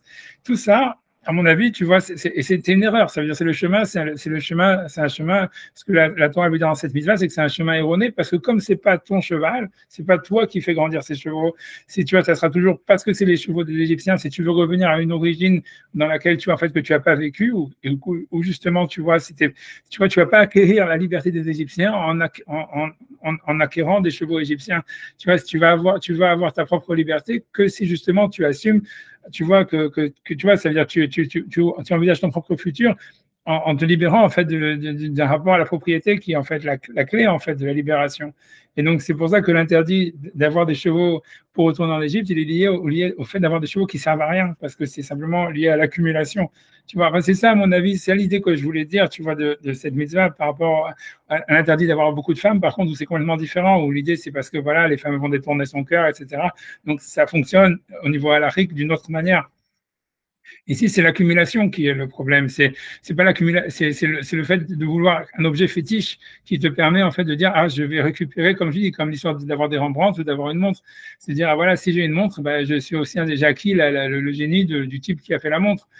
Tu vois, en achetant le Rembrandt, j'ai acheté le génie de Rembrandt et je suis aussi génial que Rembrandt. Ben non, tu vois, et plus tu vas en acheter, plus tu vas en avoir besoin parce que plus tu vas te sentir con et plus dire, et si j'en achète un deuxième, oui, ça va marcher. Et, tu vois, c'est ça l'idée de la collection, tu vois. C'est parce qu'en fait, tu sens toujours, tu vois, ça veut dire c'est la chose que tu voulais acheter, tu sens que tu l'as pas eu, tu vois. Donc tu te dis, non, non, je vais l'acheter, je l'aurai, tu vois. Mais dans l'idée de la collection ou de l'acheter, il n'y a pas une idée contre la mort, il n'y a pas un lien avec la mort. C'est qu'il y a un truc qui m'échappe, c'est que les Égyptiens, et a priori, tu dis, ils sont détachés de l'argent. Mais pourtant, ils faisaient des tombes. Alors, déjà, il y a un truc, c'est qu'ils s'enterraient avec leur trésor. Donc, effectivement, il n'y avait pas cette volonté de transmettre, ce qui est déjà pas ce qui est écrit dans la Torah, puisque tu dois transmettre à tes enfants et tout ça, tu as ce truc-là. Mais par contre, pour des gens qui avaient été détachés du matériel quelque part, je trouve qu'ils avaient un rapport à la mort qui est bizarre, puisqu'ils faisaient des trucs monstrueux, enfin, gigantesques ou monumentesques pour ça, quoi. Ouais, non, c'est sûr que c'est sûr que c'est compliqué. C'est-à-dire, c'est clair que tu vois ce qu'ils n'avaient pas les Égyptiens et que les Juifs ils avaient. Tu vois, c'est l'idée de l'éternité de l'âme à mon avis. C'est-à-dire que, en fait, tu vois, chez les Égyptiens, le fait, c'est clair que tout ça, c'est lié à la conservation. C'est-à-dire que tu vois, la momification, c'est l'idée, tu vois, de dire qu'en fait, tu vois, c'est l'éternité de l'âme, elle serait liée avec l'éternité du corps. Et qu'en fait, si jamais on n'arrive pas ça veut dire, si tu veux, l'âme, il pouvait pas être, si tu veux, il pouvait pas avoir une idée d'une âme qui subsiste éternellement séparée du corps. C'est vrai que, comment dire, tu vois, si tu voilà, je sais pas quoi dire, tu vois, c'est vrai que c'est une différence. Ça veut dire, ok, sur cette chose-là, on va dire que si tu veux, voilà, je pense pas que tu vois que voilà, la Torah, elle se démarque. J'ai pas dit que la Torah, c'est vive l'Égypte, etc. Mais je pense qu'il y avait un côté, ok, ça veut dire, tu vois, ça l'un n'empêche pas l'autre. Tu vois, l'idée de la momification et l'idée, comme tu dis, le rapport qu'ils ont au corps, pour eux, en fait, ils n'envisagent pas, à mon avis, tu vois, une sorte de spiritualité qui soit décorporalisée. Tu vois, et tu vois, à mon avis, c'est surtout ça l'idée, tu vois. Ok, et ça, c'est-à-dire que la Torah, elle pense pas comme ça. C'est-à-dire que la Torah, elle pense que voilà, il peut y avoir une séparation entre le corps et l'âme et des choses pareilles, tu vois, et qu'il y a une vie spirituelle qui serait, non, tu vois, séparée du corps. Mais ouais, Ça c'est un point, ça, je veux dire. C'est pas en ce sens, parce que nous, on pense que pourquoi il y a la transmission, pourquoi il y a l'héritage dans le judaïsme? À quoi ça sert je sais pas, l'héritage, je sais pas, tu vois, c'est pas du matériel, je vois pas pourquoi il y a des lois d'héritage. C'est clair, toute cette histoire, tu vois, de l'héritage, c'est pas si clair. Honnêtement, il y a beaucoup de contradictions dans les versets par rapport à ça. Tu vois, tu connais bien, il y a l'Agma dans Ktuvot qui parle de Resh Lakish, que il n'a pas voulu laisser à ses enfants, même, tu vois, il a laissé une louche de pois chiches, là, ou de fèves, et il a dit, il a pas eu le temps de la manger avant de mourir. Il a dit, ah, j'ai dû abandonner ma fortune aux autres. Et tu vois, c'est marqué dans l'Agmara, tu vois, et le gars de Vilna, il dit, de là, il apprend toute cette histoire que lui, il pense qu'il y a un super gros, il y a un gros interdit, plus ou moins, de laisser un héritage à ses enfants, que c'est un manque de confiance en Hachem, et tata. J'ai pas dit que c'est un avis que tout le monde suit, mais le Gaon de Vilna, sur cette Gemara-là, elle existe, elle est claire, et personne n'est ramené comme discussion là-dessus, et le Gaon de Vilna est construit sur ça des châteaux. Maintenant, c'est vrai qu'il y a des versets, plein de versets après que tu peux trouver ailleurs, je les ai pas en tête, où tu vois, où Shlomo, justement, ou même d'autres passages, ouais, surtout de Shlomo, qui dit que c'est important de laisser un héritage à ses enfants, et blablabla, blablabla, tu vois. Mais ça veut dire, c'est pas si évident que ça. Ça veut dire, tu vois, c'est pas si évident que ça, cette histoire de, tu vois, je veux dire, même au niveau matériel, même quand tu regardes chez les patriarches, tu vois, l'histoire de l'héritage, c'est pas clair du tout, tu vois, c'est-à-dire, comme toutes les histoires, est-ce que Yitzhak, il avait vraiment récupéré tout le fric d'Abraham? Comment ça se fait que, tu vois, ça veut dire, tu vois, c'est ce que les Vénézuéliens posent plein de questions, puisqu'on a l'impression à un moment qu'il a pas de fric, après ça, il en a. On sait pas, tu vois, est-ce qu'il a perdu, le Vénézuélien lui pense que Yitzhak, il a perdu tout le fric qu'il avait reçu d'Abraham depuis le début. Ça veut dire, c'est pour ça que lui dit que tu vois que Jacob, il est obligé parce qu'il dit si jamais il avait tellement on n'a jamais vu Abraham qui fait de la chasse, tu vois, on n'a jamais vu Abraham, parce que si tu as un troupeau et des machins comme ça, pourquoi tu vas aller demander à ton fils d'aller chasser pour te récupérer du gibier, pour manger et tout ça, etc. Bah, tu vois, c'est toi, tu peux dire, ouais, il faisait ça pour s'amuser, tu vois, ça veut dire. Non, mais c'est le même goût. Le même goût, ok. A priori, c'est bagarre. A priori, techniquement parlant, aujourd'hui, ça veut dire la viande de chasse, elle est immangeable. Hein, ça veut dire. Aujourd'hui, ça veut dire, c'est ce qu'on sait, c'est ce que nous apprenait à l'école, que c'était pas génial. Quoi. Ça veut dire, si tu peux élever, tu peux. Yitzhak, il avait déjà tout ce qu'il a donné à Rivka. Eliezer, quand il part, il part avec une fortune pour amener Rivka. Donc, il n'était pas pauvre. C'est un truc. C'est une grande marloquette. Tu n'as qu'à regarder. Tu vois, sur les Vénézuéliens, ils parlent de. C'est une grande discussion quand tu regardes au début sur l'histoire des héritages et tout ça, de ce qu'ils avaient. Est-ce que. Tu vois bien qu'Yaakov, même, tu vois, il est obligé de travailler. Tu vois, ça veut dire. Il y a bien de trucs. Jacob est obligé de travailler 14 ans pour se marier, tout ce que tu veux. Si jamais, en fait, Abraham, il avait de la thune, si jamais Yitzhak, il avait de la thune, tu vois, jamais tu fais ça. Tu vois ce que je veux dire? En plus, tu vois qu'il travaille comme un esclave. Donc, ça veut dire, tout ça, ça porte à croire que Yitzhak, il avait pas de thune à donner à Jacob, tu vois. Et alors, tu peux dire, ouais, des midrashim, tu vois, ça veut dire, ok, tu peux voir le midrash qu'il a été repris par Eliphaz et tous ces machins-là, mais ok, mais pendant 14 ans, tu vois, tu laisses ton fils dans la merde pendant 20 ans et tu n'envoies pas, si toi tu roules sur l'or, tu n'envoies rien. Tu vois ce que je veux dire? Et tu vois, c'est super bizarre, tu vois ce que je veux dire? Donc voilà, donc ça veut dire, c'est pour ça qu'a priori, tu vois, les Bénézra, c'est un long Bénézra au début de la paracha où il y a Yitzhak, comment c'est la paracha où pas Chaïsara, j'ai oublié c'est laquelle. Oui, c'est Chaïsara, c'est un long, je pense Chaïsara, je sais plus. Là où il se marie avec lui. Ouais, ouais, je crois que c'est Chaïsara, au début de Chaïsara. C'est un long Ibn Ezra qui est super connu, qui dit qu'en fait, lui pense que voilà, il n'y avait pas d'héritage, grosso modo. Ça veut dire qu'Abraham, il avait de la thune, mais qu'après ça, soit Yitzhak, il a tout perdu très rapidement. On ne sait pas comment, soit tu vois. Mais lui pense que tu vois qu'en fait, il voulait pas se servir. Voilà, Jacob, après, il a fait de la thune là-bas, tous ces trucs-là, mais tu vois, c'est même pas clair après, puisque tu vois, il est poursuivi, tu vois. Tu vois pas que ça, en fait, si tu réfléchis honnêtement, tu vois que les mecs, ils ont pas l'air de rouler sur l'or tellement que ça, tu vois. Si tu réfléchis, tu vois que c'est plus l'impression. Si tu enlèves tout ce qu'on t'a mis dans la tête, tu vas dans les midrashim et tout ça, et que tu regardes le texte, c'est plus misérabiliste, si tu veux. Où les mecs, tu vois, ils sont en train le mec, il est prêt à vendre ça, tu vois, pour un plat de lentilles, le mec, il est en train de se battre, ah oui, pour qu'on lui donne à manger. Donc, c'est comme si le mec, tu vois, tu vois, ils sont en train de, tu vois, ça veut dire manger, c'est un problème, tu vois. Ils ont tous des famines. Tous les trois, ils ont des famines, quoi. Ces trucs-là, et tu vois bien, même, tu vois, le fait qu'Abraham, il prenne sa femme et qu'il dise, voilà, je la donne à Pharaon pour avoir des cadeaux, des trucs comme ça. Tu vois, c'est des trucs, en fait, ça fait plus penser à, tu vois, aux misérables ou un truc comme ça, à des trucs comme ça, tu vois, tu vois, à Cosette ou des choses pareilles. En réalité, si tu réfléchis vraiment, ça fait plus penser à ça qu'autre chose, qu'à Dallas, tu vois. Et tu vois,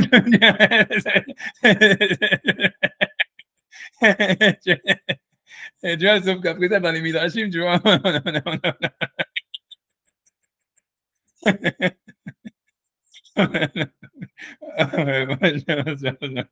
c'est vrai. Sauf que nous, tu vois, on ne veut pas nous dire ça, donc on nous raconte, tu vois. Alors, hein, le texte est désacralisé, là, c'est pas possible.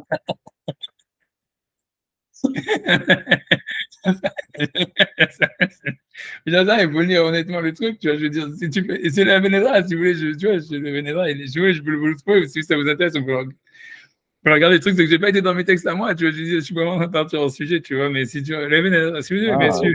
Non, non, mais c'était juste une question sur le qui m'avait été. Ouais, sur l'héritage et tout ça, ouais. Pour l'héritage, Ouais, je sais pas, ça veut dire que cet héritage, Comment, pour revenir à l'histoire de la spiritualité là, qui est facile en Égypte, comment tu expliques que la prophétie elle n'a été permise qu'en Israël après, justement? Comment c'est possible et comment faire alors pour trouver de la spiritualité dans un pays où tu dois être très terre à terre pour survivre?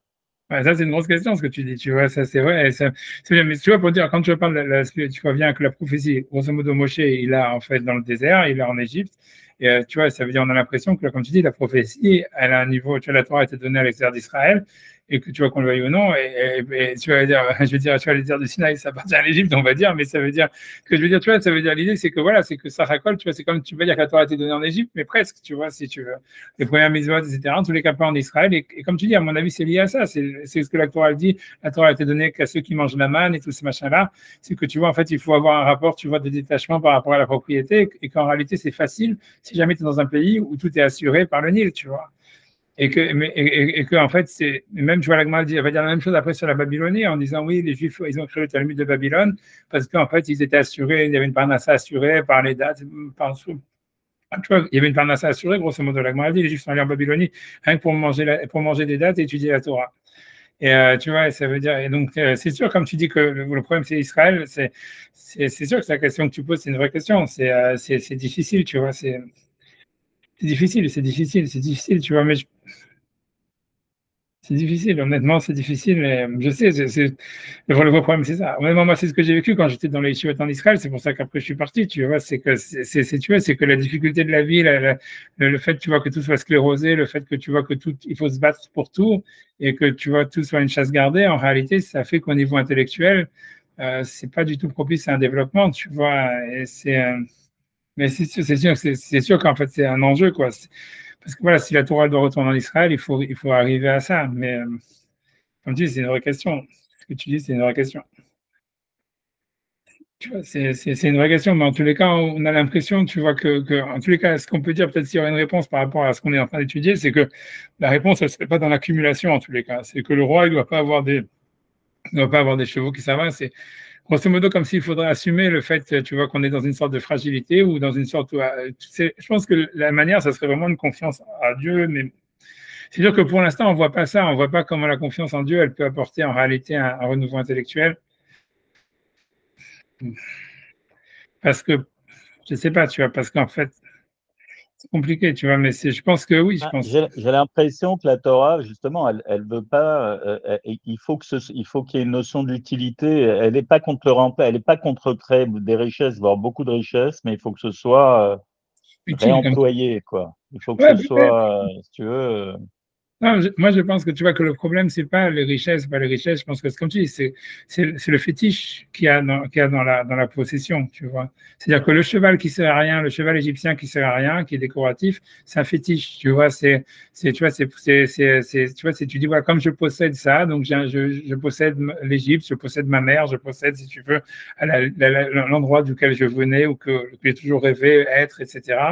Et donc, il y a un côté fétiche à travers la possession. Et c'est sûr que c'est ça, en fait, que la Torah elle condamne avec cette mitzvah, l'interdit d'avoir pour le roi d'avoir une multitude de chevaux. Et comme tu dis, c'est le truc quand on parle de développer une économie, etc., et de développer justement, tu vois, d'avoir de la parnassa, que tu vois qu'il y a comment dire, qu'il y a les choses poussent, que voilà, qu'il y a une économie forte en Israël, c'est pas du tout vu comme négatif. Au contraire, c'est vu comme quelque chose qui est, on veut dire qu'il y a un fruit de la Torah, tu vois, puisque la Torah elle veut que le monde matériel il soit fructifié, quoi, si tu veux. La première mise de la Torah, c'est pas étudier la Torah, la première mise de la Torah, c'est avoir des enfants. Tu vois, ça veut tout dire. Tu vois, ça veut dire, ça veut dire en fait que tu vois, on doit faire fructifier le monde matériel et la Torah, en fait, si tu veux, elle accompagne tu vois, ce développement. Et donc, c'est sûr que c'est ça le but, en fait, et le moyen, etc. Donc, il y a pas de c'est pas qu'il y a un problème difficile à la matérialité. Il y a un problème, tu vois, par rapport à la fétiche. Ici, ce qui est condamné, c'est la fétichisation de la possession, tu vois, et le rapport, tu vois, comment dire, de blocage que ça crée, tu vois. C'est parce qu'en fait, si tu t'enfermes sur une identité qui est pas la tienne, tu vois, à travers le fétiche. Tu vois, tu dis, je vais acheter un Rembrandt, bah, je vais devenir comme Rembrandt. Et puis, en fait, tu te rends compte que tu n'es pas Rembrandt, mais tu veux toujours être comme Rembrandt, donc tu vas en acheter un deuxième. Et puis, tu vois, c'est tout ce côté-là, tu vois. C'est pour ça, à la fin, dans les textes, j'ai ramené le truc, la part maudite de Georges Bataille. En fait, c'est très inspiré de ça, tu vois. C'est un des gros trucs, c'est parce que c'est lui qui parle beaucoup de ça, tu vois, de cette histoire de la part maudite de l'objet, le rapport qu'il y a dans la collection, qu'est-ce qu'on veut acheter à travers, tu vois, ces objets fétiches dans la société de consommation, etc. Et, et qu'en fait, si tu veux, on n'arrive jamais, tu vois, si tu veux, on n'arrive jamais à avoir en fait, on veut reproduire comment dire, une sorte d'expérience qu'en fait, on a peut-être vécu une fois ou même pas, et on pense que tu vois que en achetant l'objet ou en collectionnant, en achetant plus, on va, si tu veux, finalement revivre cette expérience primaire qui était notre expérience libératrice, etc. Et on n'y arrive jamais, quoi. Et à mon avis, tu vois, c'est exactement ça, l'histoire d'avoir des chevaux égyptiens qui sont décoratifs, qui sont là pour la collection. Tu vois, c'est une sorte de fétichiser cette origine, tu vois, mais qui nous échappe, tu vois, parce qu'on n'était pas égyptiens. Et l'idée, si tu vois, de la manne et tout ça, c'est d'assumer, non, voilà, en fait, tu as un avenir en face de toi et c'est justement parce que tu vas, si tu veux, te détacher, en fait, de l'identité, des modèles, de l'identité, tu vois, en fait, qui sont en origine de ta mère, quoi, grosso modo, puisque l'Égypte, c'est comme la mère d'Israël, un truc comme ça, tu vois. C'est en se détachant de ça, en fait, que tu vas réussir à avoir la liberté et paradoxalement, à être comme Pharaon, à avoir la prophétie, si tu veux, un truc comme ça, tu vois. Ça serait ça, tu vois, ça serait ça l'idée. Je pense, tu vois, mais c'est ça ce que je veux dire. Mais c'est sûr que techniquement parlant, par rapport à Israël, c'est difficile à comprendre qu'est-ce qu'il faudrait faire parce que je sais pas, non, non, c'est très, c'est difficile, c'est difficile. En fait, ouais, ouais. Ça veut dire, en fait, c'est la question, elle se pose que parce qu'il y a de la corruption en réalité. C'est-à-dire, ce que je veux dire par là, c'est que par exemple, moi, si Dieu, moi, je te donne un exemple. Moi, je me rappelle, tu vois, dans la Torah, moi, je pense qu'un des, tu vois, ça veut dire un des sujets, à mon avis, qui est le plus passionnant, c'est toutes les lois d'argent, tu vois, des dommages et intérêts, tu vois, toute la jurisprudence, parce que justement, c'est quelque chose, tu vois, qui est hyper, tu vois, dans la Torah, c'est vraiment, tu vois, même les goïms, ils se sont basés dessus tellement, tu vois, à l'époque de la Révolution française et tout ça, si tu veux, tous les philosophes qui étaient même des Lumières, ils ont été toujours impressionnés comme le traité de Sanhedrin, de Baba Batra, Baba Kama et tout ça, etc. Et en réalité, c'est sûr qu'avec le monde moderne et l'évolution, tu vois, du monde du business, tu vois, il y a vraiment un travail, si tu veux, gigantesque au niveau, par exemple, du renouveau de ce qu'il y aurait dans rien que je parle de cette étude-là, par exemple, tu vois, sans parler des corbanotes, etc. Le fait que tu vois qu'il y a une société, tu vois, israélienne où c'est des business entre juifs, etc., où en fait, tu vois, donc les cas, ils existent vraiment, quoi, si tu veux. En fait, ça serait une opportunité, tu vois, pour tous ceux qui sont au collège et tout ça, de faire, tu vois, de faire des recherches, tu vois, d'arriver à des nouvelles idées, des nouveaux concepts, tu vois, d'approfondir tous ces sujets-là, etc. Et la raison pour laquelle, en fait, tu vois, ce que ça donne au contraire des tribunaux complètement corrompus et tout ça, et ça veut dire où, tu vois, en fait, tu vois, où les textes, ils sont, au contraire, tu vois, on va dire, c'est tout le contraire, tu vois, d'une sorte de progrès qui arrive, c'est parce qu'il y a de la corruption, quoi. Ce que je veux dire, tu vois, je pense que tu vois, je pense qu'en fait, le fait d'avoir une économie, un monde réel, tu vois, ça veut dire qui en Israël, qui est entre juifs, qui est en rapport avec la Torah, c'est une opportunité, en fait. Mais en fait, ça devient quelque chose de sclérosant et de comment dire, si tu veux, je sais pas comment dire, tu vois, de stérilisant voilà, parce qu'en fait, parce que qu'il y a de la corruption. Ça ne convient pas. Ça veut dire, ça nécessite, tu vois, ça veut dire une sorte comment dire, ça veut dire pour que ça devienne quelque chose qui soit productif, qui soit épanouissant, il faut venir avec vraiment, on va dire, un cœur pur, quoi. Ça veut dire ça veut dire sans agenda, quoi. Il faudrait venir devant le texte, tu vois, sans agenda, devant la Torah sans agenda.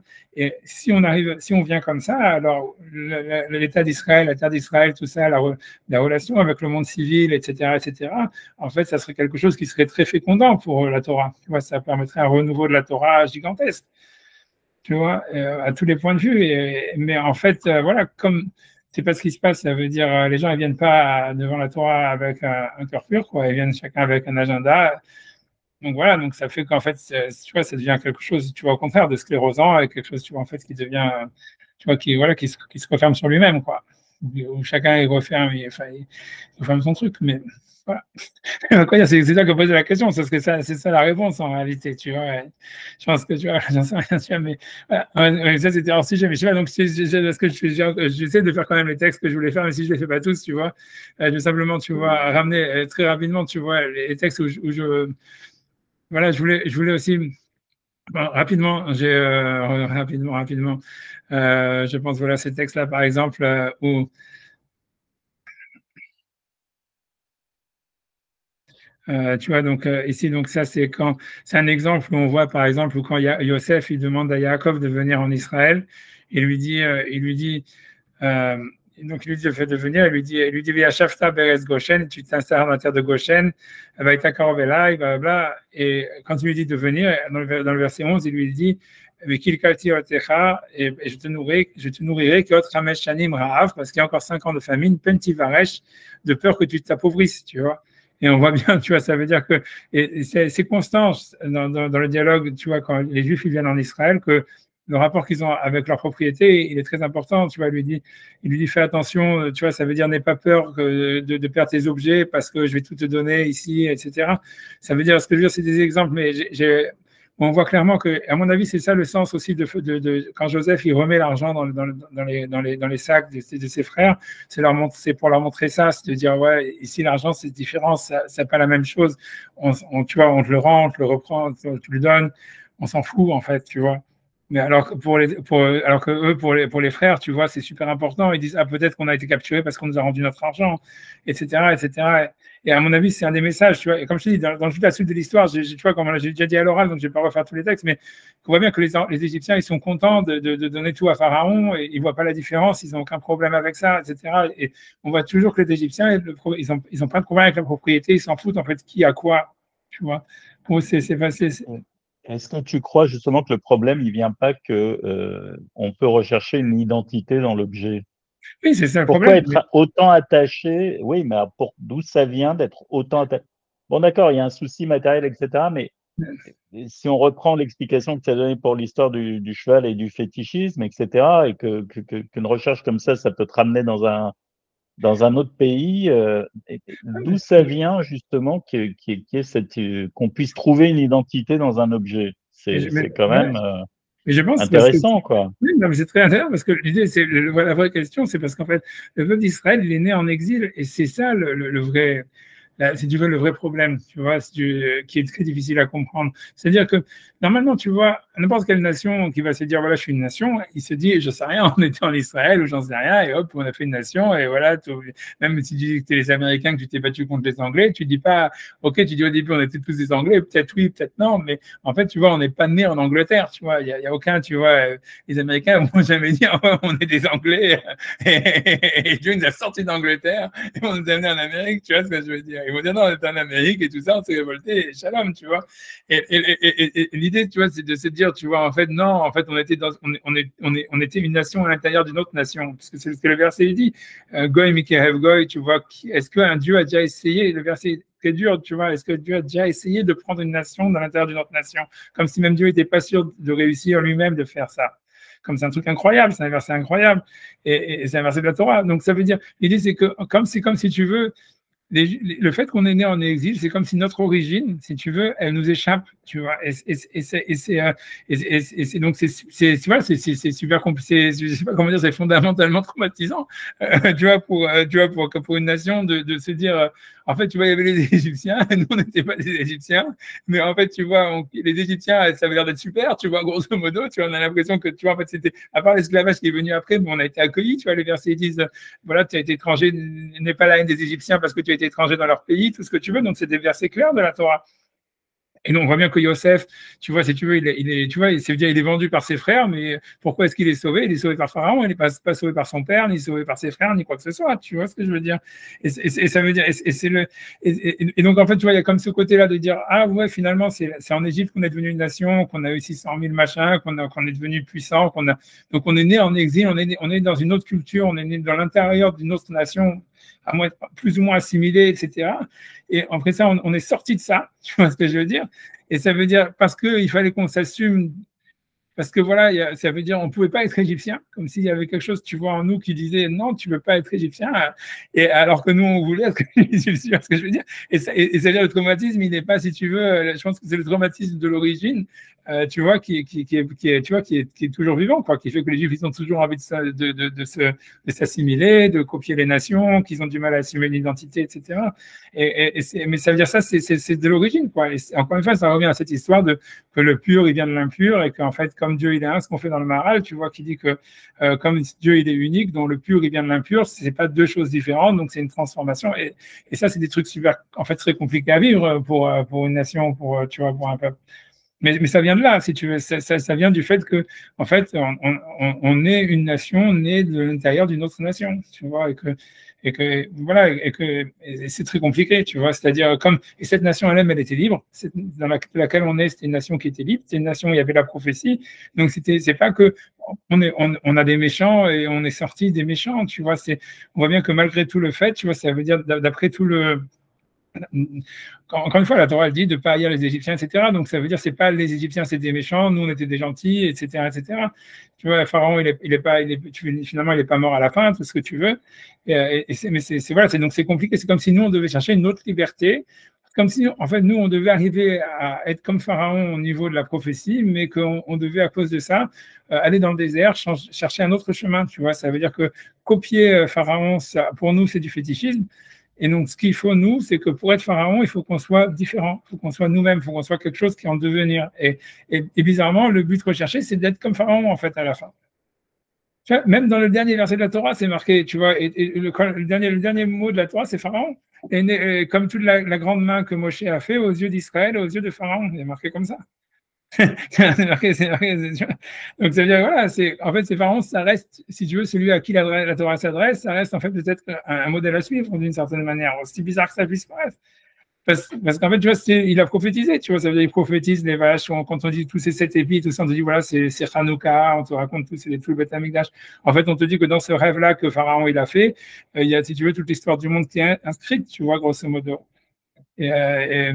Donc voilà, donc tu vois, c'est comme si nous on devait y arriver, mais en fait nous on doit passer par la Torah, mais ça crée un truc, voilà, c'est pour ça qu'on n'a pas la haine des nations, tu vois, c'est qu'il y a toujours ce côté, les Allemands ils peuvent tuer autant de Juifs qu'ils veulent, toujours les Juifs vont toujours vouloir être comme des Allemands, tu vois, parce que tu vois, je sais pas comment l'expliquer, c'est parce que tu vois, voilà, c'est parce qu'ils savent qu'en fait, oui, il y a une liberté, tu vois, chez eux dans le fait qu'ils sont une nation, etc., blablabla, et que nous on vient de cette liberté-là.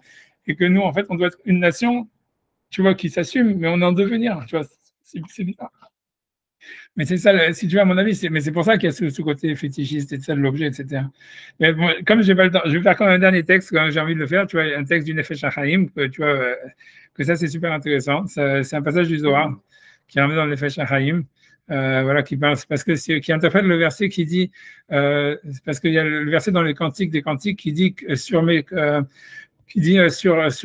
mon cheval, parmi les chariots de Pharaon, je te fais ressembler mon ami. Je ne sais pas si vous connaissez ce pasouk. C'est un pasouk qui dit les sousati be'erbe paro d'imitir rayati. C'est un verset dans le Cantique des Cantiques. Ça veut dire je te compare, tu vois, encore une fois, sur mon cheval, ça veut dire au chariot de Pharaon. Et donc, en réalité, l'idée, c'est que ce que le Zohar il va expliquer, c'est que dans ces chariots de Pharaon, en fait, il y a la Merkava. C'est-à-dire que le chariot et le cheval, en fait, c'est pas quelque chose encore, tu vois, le cheval du roi, ça veut dire le roi sur son chariot, il y a quelque chose de mystique derrière. Et c'est quoi l'histoire, en fait, si tu veux, des chariots de Pharaon sur la mer Rouge? Alors, donc, le Zohar, je lis simplement, tu vois, donc, lui, c'est la traduction, c'est l'interprétation de Nefesh HaChaim sur le Zohar, parce que voilà, le Zohar, ça aurait été trop compliqué de le faire en araméen. En tous les cas, enfin, surtout que j'ai vraiment, j'ai fait le cours, tu vois, à l'arrache, en gueule de bois, mais c'est super parce que ce cours est en train de me m'enlever complètement la gueule de bois. J'ai perdu pour un deuxième round. Je vais pas faire. J'arrête, c'est génial. Je fais toujours, c'est la gym, mais c'est terminé. Ça y est, voilà, non, je peux aller plus loin. Ok, mais désolé. Mais sous cette parole des métiers Hayati, donc ça veut dire sur mes chevaux, dans les chariots de Pharaon, je t'ai fait ressembler mon ami. Donc, il dit que Omar, donc le Nefesh HaChaim explique qu'est-ce que le Zohar veut dire, etc. Il dit Kmo besoussé Pharaon, ça veut dire ce qu'il y avait dans les chevaux de Pharaon, Shaya Hefer Minhag ou Minago Shel Olam, c'était le contraire de ce qui se passe normalement.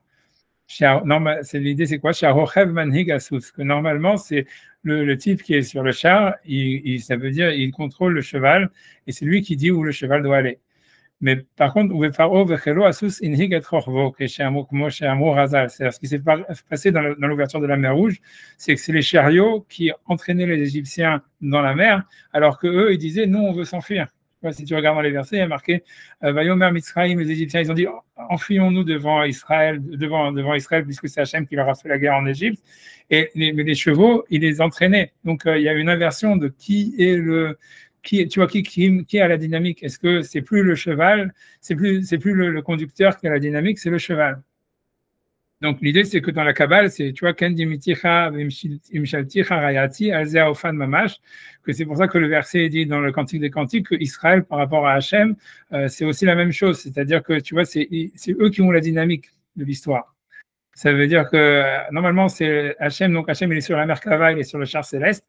Normalement c'est l'homme qui doit conduire le cheval, mais finalement non, c'est le char qui conduit l'homme. Dans la vision de Ézéchiel, quand on regarde, et dans la vision d'Ézéchiel et de Isaïe, c'est qu'on voit que c'est les roues qui tournent et qui conduisent le char. C'est pas l'homme qui conduit le char. Et en fait c'est donc l'idée dans la Kabbale, c'est de dire que c'est le peuple d'Israël qui par ses actions a une influence sur comment est-ce que Hachem il se révèle dans le monde, quoi.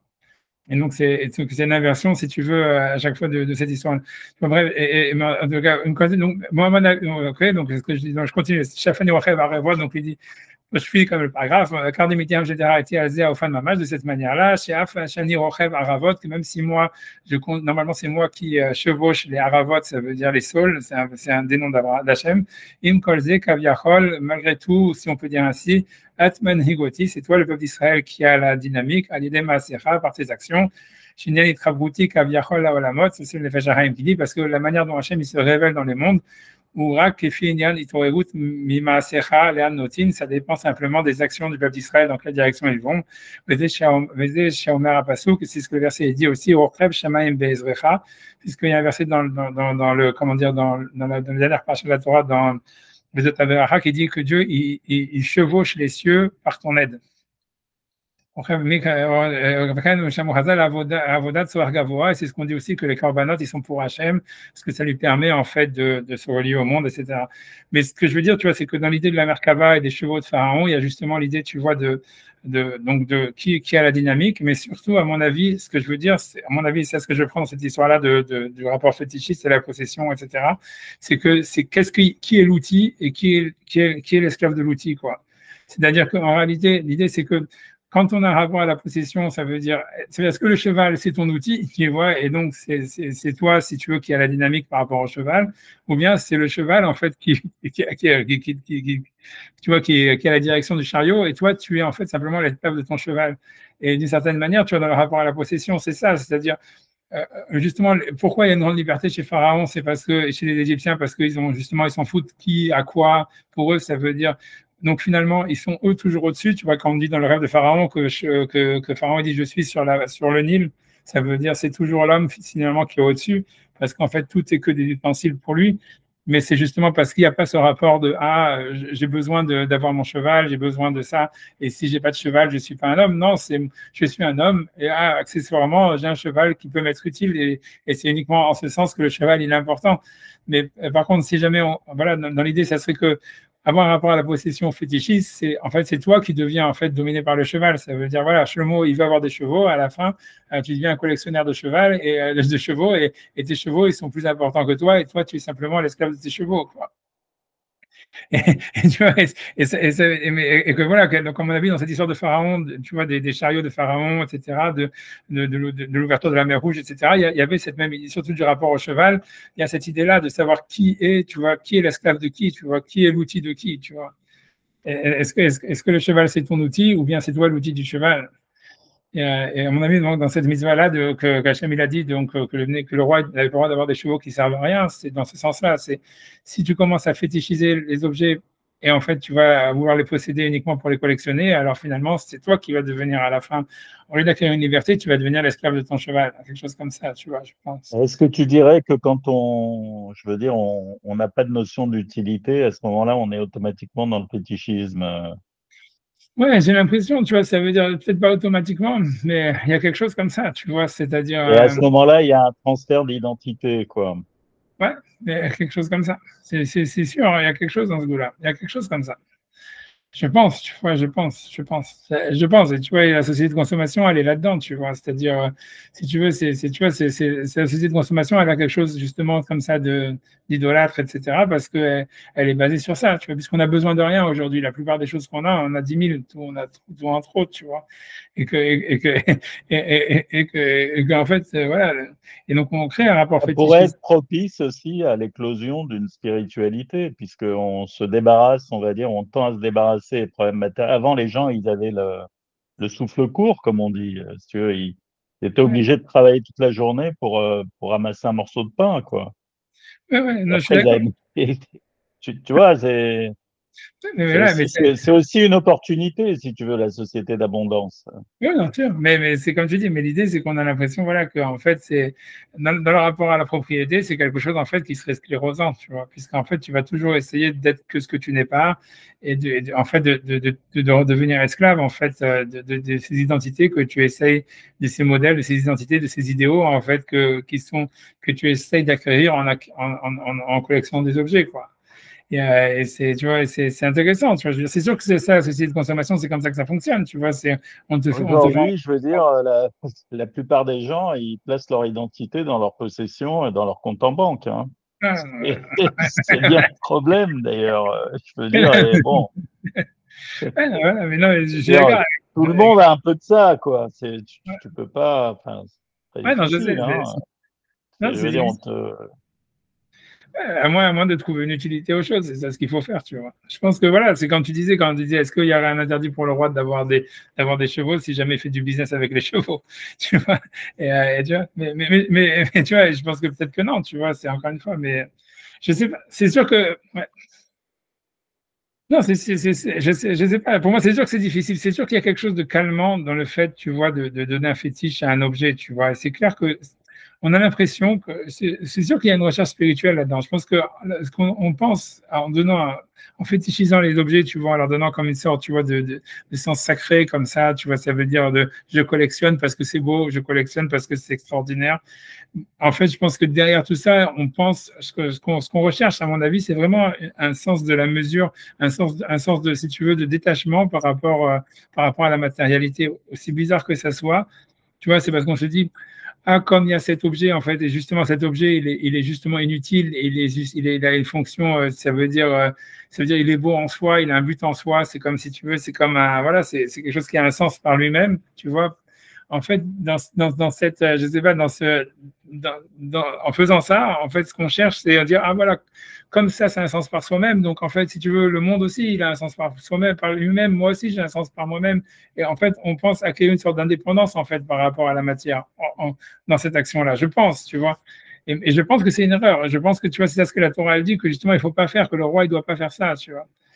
Parce que tu vois, en fait, à mon avis, c'est comment dire, c'est encore une fois, c'est parce qu'en fait, c'est une projection tu vois, d'une volonté d'être, tu vois, qui est en fait qui va toujours nous extérioriser à nous-mêmes, tu vois. Je sais, tu vois, j'ai l'impression que c'est un stade, attardé de l'enfance, parce que bon, l'enfant, tout le monde t'explique qu'il doit faire le tour de toute chose. Je veux dire, si tu as des problèmes avec la bouffe, c'est que t'as pas encore fait le tour vraiment de ton rapport à la nourriture. Et les objets, bon, c'est les hochets, je sais pas. Moi, je dirais plutôt que tu n'as pas encore fait le tour des. Tu n'as pas encore fait le tour vraiment, si tu veux. C'est ça. Moi, je pense que c'est un rapport avec la mort. Moi, tout ce qui est collectionné, tout ce qui est thésaurisé, c'est une volonté de ne pas mourir. Mais ouais, c'est vrai aussi. Est-ce que tu veux quelque chose? Ouais, moi, je crois que tous ces trucs-là, c'est des choses de dire j'existe et donc je ne meurs pas, quoi. Donc, et partage, je sais pas, moi, j'ai toujours ce.